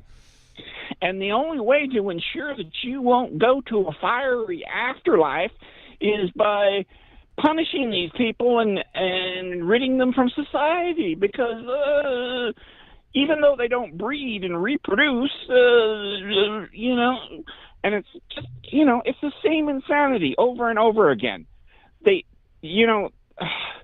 And look, if to his point, if Uganda was trying to get USAID funds, and if we were going to basically say, we'll give you the USAID funds, but you can't be a bunch of anti-LGBTQA dickheads, guess what? Good. I'm glad they did that. If that's what happened, good. I'm glad that our tax dollars weren't being sent to countries that are going to want to throw gay people into death camps or just murder them outright. Good. I'm glad that we made sure that our money, or tried at our very hardest at least, to make sure that our money didn't go to support the bigoted regimes like those in Uganda that would want to give the death penalty to people just because they had a homosexual relationship. The horror. Yeah. Well, like I said, I don't know. You guys are sort of at a crossroads where you have to decide what's going to happen. And maybe the Civil War option, and where you guys go north and south or whatever, I don't know, is the only way to work it. Because you got a lot of people who believe a lot of really bad things and seem to have a screw loose and seem to think that, once again, their problem is because they can't make sense of how other people want to live their lives. And it's like, it's a case of mind your own fucking business. They aren't affecting your life. Here's the thing about the Civil War that, like, where I don't think that a Civil War option is the best option, because I think back in like the 1800s, I think the people in this country tended to view their states as more, I guess, supreme. Like, people, wouldn't be like, we're patriotic, so we have to be pro-America. It's, we're patriotic, so we're going to support the state that we live in. And they were more gung-ho about about being like, I'm a Louisianan, or I'm a Marylander, or I'm a New Yorker. And that was the source of pride amongst probably people across the nation at the time. And as such, you probably had a lot more or a lot less diversity of thought, I should say, amongst the people, especially in the voting populace, because certain people weren't allowed to vote. You had a lot more consistency within a state to say, hey, these.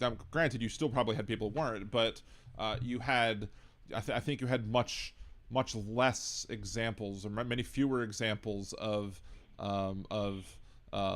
people in state, like large groups of people living in states who disagree with the overall policies of the state.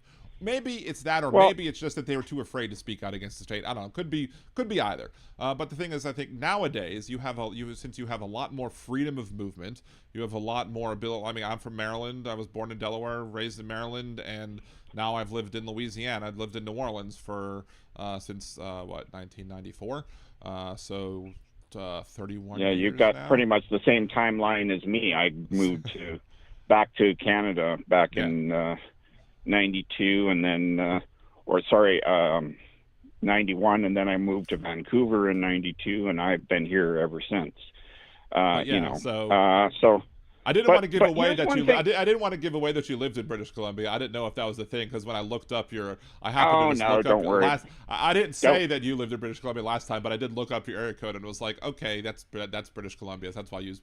What would we rename? Nobody came up with an answer though. What would we rename British Columbia if it was following the same rules? British colony of the United States. That's probably what Trump would Maybe. want to call it.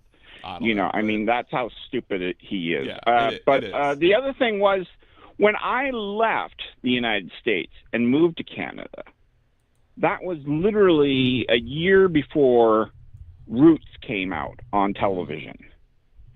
And I was just astonished at the level of cruelty that was being subjected to the people. And I lived in Washington, D.C., around that area, Arlington, Virginia.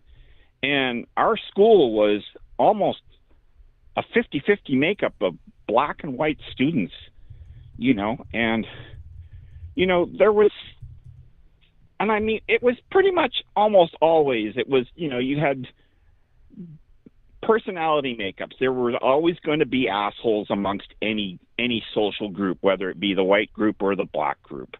You know, but, you know, even then you could see the differences there. There was this seething hatred exhibited by some and whatnot. And I didn't like it. I thought, why? They didn't do anything. We all went out on the playground. We all played our best. And, you know, I was jealous of some of the athletic abilities of some other people, but outside of that, you know, I mean, we all find our little niche where we're better at. I was better in art. I was better at the monkey bars, skipping rungs. You know, it was, you know, that sort of thing. We all went out there and we all did our thing and tooted our own horn and put a feather in our cap and tried to make our mark in you know, in the class. You know, and that's what we did. You know, but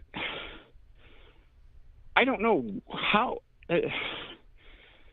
Some places, I think, are locked in time to an age where they never grew up. They are repeating the same history over and over and over again, and they don't seem to be able to get out of it. And it's not until they either go to university and then learn that all the things that they've been told about liberals are not true, and that the knowledge base, which is based on historical events as well as advances in science and mathematics, as well as you know, sociology and anthropology, that, you know, they've been living a lie brought to them by the society that they live in. And, you know, that's why I keep wondering, Dan, when are you going to move the hell out of Louisiana? Because boy, you live in a hotbed of some really nefarious shit. I no do, offense, and but I do, and we have there's actually two things I wanted to go over when it came to that, and you know, one of which is a letter that Jeff Landry wrote to the teachers. Jeff Landry is the governor of Louisiana, for those who don't know. But one of the things about living in New Orleans that I think is makes things easier is because we are in New Orleans, so we get some insulation of what's going on. Not all of it. I mean, clearly the state has supremacy over the city, but because we are such a blue area, it's typically like, you know, we're kind of like our own little island, I guess, so to speak. So it would be much more difficult to me to live like in Lafayette, Louisiana, or in like Houma, Louisiana, areas that are much more red, much more conservative. I mean, I did live in Kenner, Louisiana for a while, but even then, we're still on the outskirts of the city. So we still have the effects, I guess, of New Orleans, but it's tough. I mean, it's fortunate. I'm lucky and fortunate enough to have a good job for a company that, you know, actually is pretty progressive in its mindset and its thinking or whatever, and supporting of like LGBTQA folks and all that good stuff. So I'm glad to have found that company that is very supportive of their workers, very supportive of people who, you know, of causes that are important to me. So it's great that that's the case. Yeah, I mean, they also have offices in other areas of the country, so it's possible that I could, if I needed to, I could move and still work.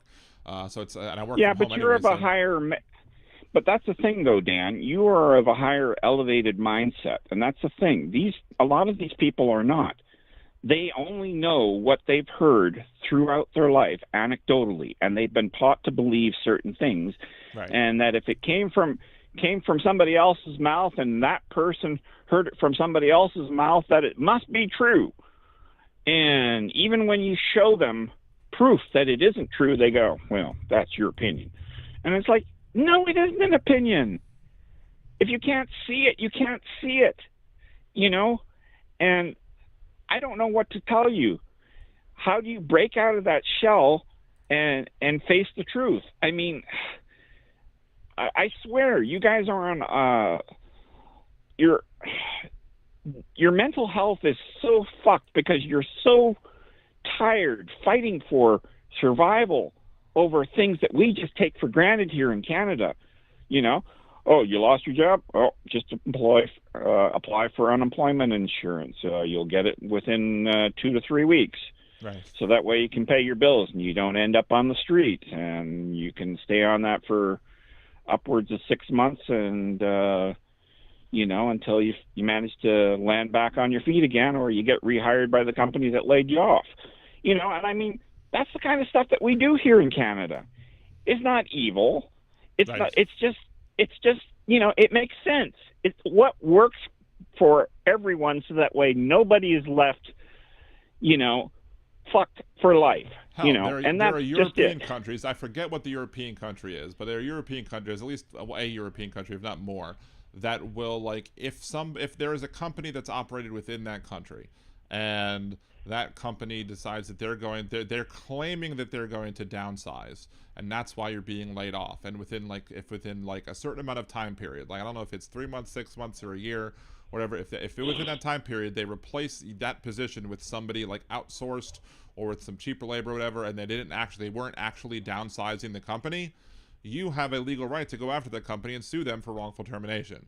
To a conservative, that would be abhorrent, because they believe in, you know, you should be able to, you know, right to work. Of course, right to work simply just means right to fire, but they would, you know, and that's why I call such bullshit when conservatives try and tell us that they're pro working class, they're pro the working man. No, you're not. If you were pro the working man, you would support all of these other policies that the Democrats and liberals and leftists support to improve the lives of the working class. You don't. They don't. So that's why I call bullshit on, oh, Donald Trump is a populist. No, he's a fake populist. He's a con artist. He's a bullshit artist. He's a snake oil salesman. I don't need to tell you that. I don't need to tell most of y'all that, but that's why you know, but to me, it was like accepting some of those calls sometimes is just like, you know, lobbing me up a little softball to hit it out the park, because, you know what they're gonna say, and you know why it's bullshit. So we have to show everybody how to fight back against the bullshit. So anyway. Yeah, but you know what? It's like Hitler and his. You got to say it 3 times, and by the 3rd time, these people that seem to have this, you know, this faults in their thinking or their logic. You know, I mean, they say conservatives have a different mind, and that, you know, they rely on I forget the name of that structure in the brain, but it's fight or flight. Well, no, not the hippocampus, but the other part that regulates fear and fight or flight response. Amygdala. Amygdala, yes, the amygdala. Yeah. Sorry, that's the word I was looking for. Right. But that's the thing. Like they either fight it or they're afraid of it. You know, and this is the one thing that I find with conservatives, which hurts them the most, is they're afraid of new ideas that could help solve their problems, and it's something that bothers me, because everybody else can see it and can say, yeah, that's what we should do, and they go, oh, I don't know about this, it's scary, and it's like, you want to hold their hand, but they're like, no. Yeah. And at which point, where can you go with the relationship? You can't go any further. They're stuck. They either crawl back under their rock, or they come out swinging, one or the other. It's denial of the highest form, and they don't want to deal with life and the realities that are out there, and they don't want to do what's in the best interest of all people, not just themselves. It's the selfish gene where they just decide, whatever, we gotta, you gotta fight for every little bit that you get, and if it means you screw over or kill somebody else in the process, that's what you do. You know what I mean? Like, this is stupid. We have only gotten further in humanity when everybody cooperated and shared the knowledge and went forward. This backwards ideology of, we should go back to the good old days. No! Right. That's insane. The good old days. I mean, this is insane. You either move forward or you get left behind and you're going to die alone. That's just the way it is. And that's what I don't understand. It's I know I sound like a crazy person, but this is the way I see things, because they don't move forward. You keep handing them pearls of wisdom and opportunity after opportunity, and they keep pushing it away, and then they give it all to these Republicans who then stick it in their coffers and never spend it. They keep saying, we saved you all this money because, in the meantime, their medicines get more expensive, the gas gets more expensive, their mortgage payments and rent payments keep getting more expensive, the food costs keep rising, and they go, I don't understand anything anymore. It's like, They never understood anything in the first place. But you don't listen. You don't listen Right. to what the solutions are, and you refuse to engage in the solutions. And especially if the person bringing the solutions is a liberal. Oh no. Anyway, let me go ahead. It's 11 o'clock. I have two more things I want to get to before, but thank you for calling back in. I do appreciate the voice of reason after what we dealt with. So thank you so much. Yeah, no worries. No worries. I appreciate it as well, because you give me some sanity and clarity as well. I appreciate it. Anyway, as well. take care, everybody. All right, have a good one. Two more things I want to talk about. We are gonna shut down the phone lines at this point, we will talk about these two things. One of which I want to talk to Steve about. But the first thing, before we talk to Steve about that particular thing, is I want to talk about this one thing. I got a letter from a teacher friend of mine from the state of Louisiana. Let's just take off the Venmo thing for a second so we can see it better. Teachers Retirement System, Louisiana, blah, blah, blah. Dear teachers, I write to you today as your governor with the hopes of clearing the air. 2 years ago, I made a promise to our citizens that I would work to improve the outcomes of Louisiana students by prioritizing the two most important people in their education, the child's parent and the child's teacher. I know firsthand what you mean in our state. I was raised by a family of teachers who believed that the greatest gift they could give, because the great... I'm sorry. I'm not Whitney. I'm not claiming to be. My appreciation of them led me to Let Teachers Teach project. Of course, Let Teachers Teach, but he wants to force teachers to put the 10 Commandments in every classroom. Our rankings are improving dramatically, and as a testament to our teachers, my belief that our teachers is why we worked to extend the $2,000 stipend last year. Despite a budget shortfall limited by constitutional constraints, we explored options to create a lasting solution. And based on the change was Amendment 2 to the Constitution. It would have paid off our retirement debt and increased your pay with those savings. Okay. So remember when we saw a constitutional amendment the other day that the state of Wisconsin had as it pertained to voter ID laws, and it was only about voter ID laws, so it was about this big. It wasn't even a full page that the amendment was, and most of it was just the legal mumbo-jumbo crap that you would have, but you could simply go through this legislation. You could simply see what the constitutional amendment said. You could read it simply. It could be understood by almost anybody who wanted to be able to read it, see it, whatever, blah, blah, blah. This is the constitutional amendment, Amendment 2 from the last election that he's talking about. The most important thing that I want you to see, this won't increase right here. I don't know if you can see that number right here. So let's just scroll all the way down to the bottom. What does that say right there? Page 115 of 115. This constitutional amendment was 115 pages long. Who the hell was going to vote yes on that? I mean, there were people who read it, and people who I trust read it were like, hey, this does terrible things, it doesn't do what it says it's going to do, and whatever. But there are conservatives who also oppose this simply because of the fact it was 115 pages. There's no reason. That's like, that should be, a constitution shouldn't be 115 pages, let alone a constitutional amendment. How is anybody supposed to read and understand this entirety of this constitutional amendment? How is that ever going to pass? It was never going to pass. So the fault is on you, conservatives in Louisiana, Governor Jeff Landry, etc., for, you know, even if the amendment was 2 pages, the length of his letter, it might have been too long. 115 pages? That's flippin' ridiculous. It was never going to get passed. And because you shoved all this crap into this bill and then tried to claim it was about, you know, the teachers and blah, blah, blah, blah, blah. No. You could have done this much more simply, much more easily, with a much smaller amendment that might have passed if what you really wanted to do was to help the teachers. But just like, you know, Manasseh said, whatever, and I told Manasseh back, I don't believe these things that these people do. I have no reason to trust that 115 pages worth of amendments to the Constitution is going to somehow be beneficial to the people of the state. And most of the people agreed, because over 60% of the people said, hell no, we're not voting for this, including conservatives. Now, maybe 40% of the state who were conservative voted for it. I don't know if anybody who's liberal voted for it, anybody on the left who voted for it, but still, he screwed over the teachers by putting this thing about the $2,000 stipend or to make it a permanent pay increase instead.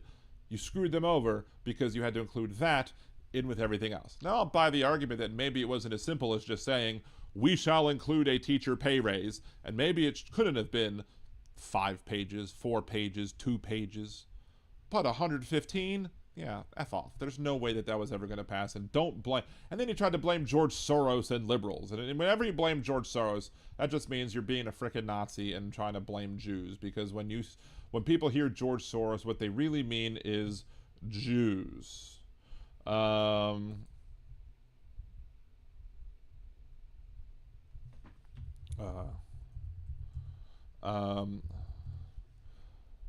Let's see. So here's the other thing, though, I wanted to talk about. Steve was worried about something about the other day, about the ability of Donald Trump to be able to shut down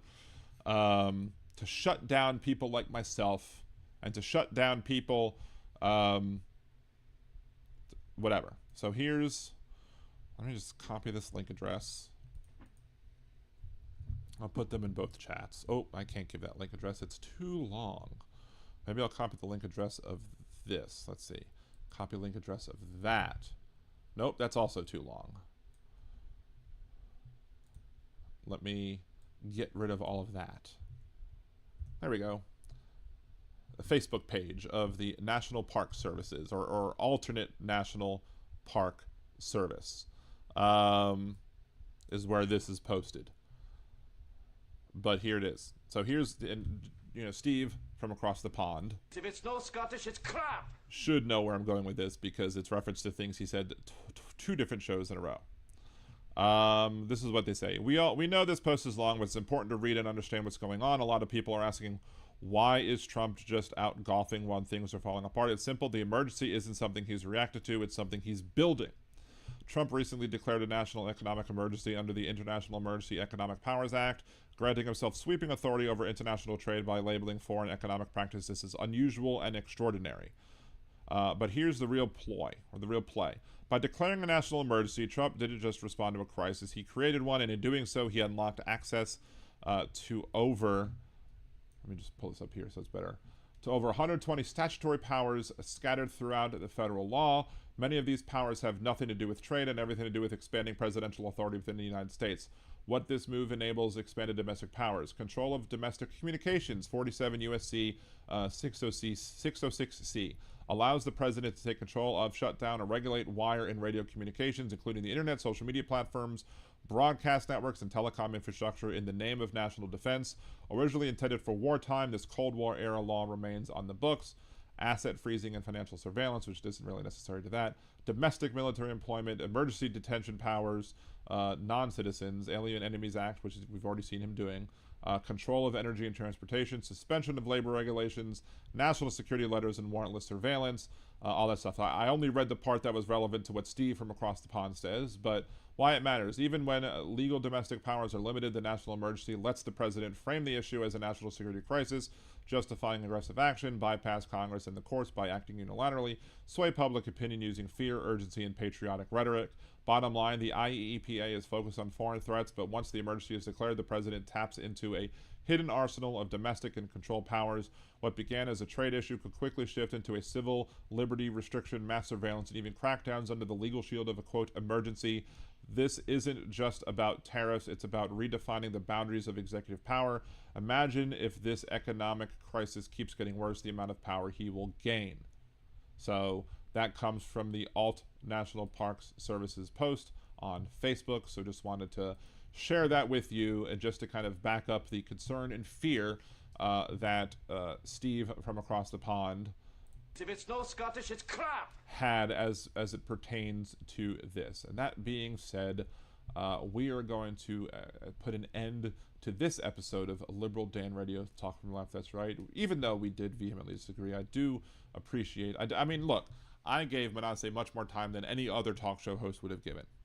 So if you want to say that I was being, if anybody wants to say that I was being unfair to Manasseh or whatever for shutting him down early or whatever, no, I will reject that, because I am frequently put on hold until the last minute, only allowed 30 seconds to a minute on other conservative talk shows, if they even get to me. So the fact that I give the other people a platform to talk about, granted, I do so because I will shut them down just as quickly, because, you know, I use facts, logic, and reason. That being said, I am, you know, it is also important to see how to fight back against conservatives, how to fight back against the lies that they make, including the lie that the conservatives are supportive of the working class, of the working man.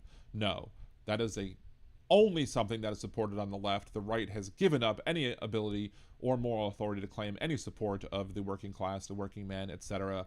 And we've given many examples on this program why. So again, unless anything big happens, I won't see you all again, at least long form wise, till Monday.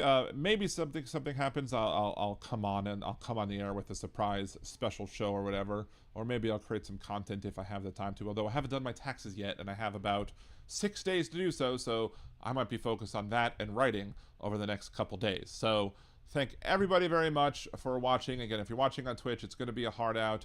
Otherwise, we will be, going the regular outro music as we do on every show. So until then, thank you very much. I appreciate everybody. Thank you for joining. Remember, share videos, like, share, comment, help the algorithms, because Al Gore definitely needs more rhythm. Until next time, peace.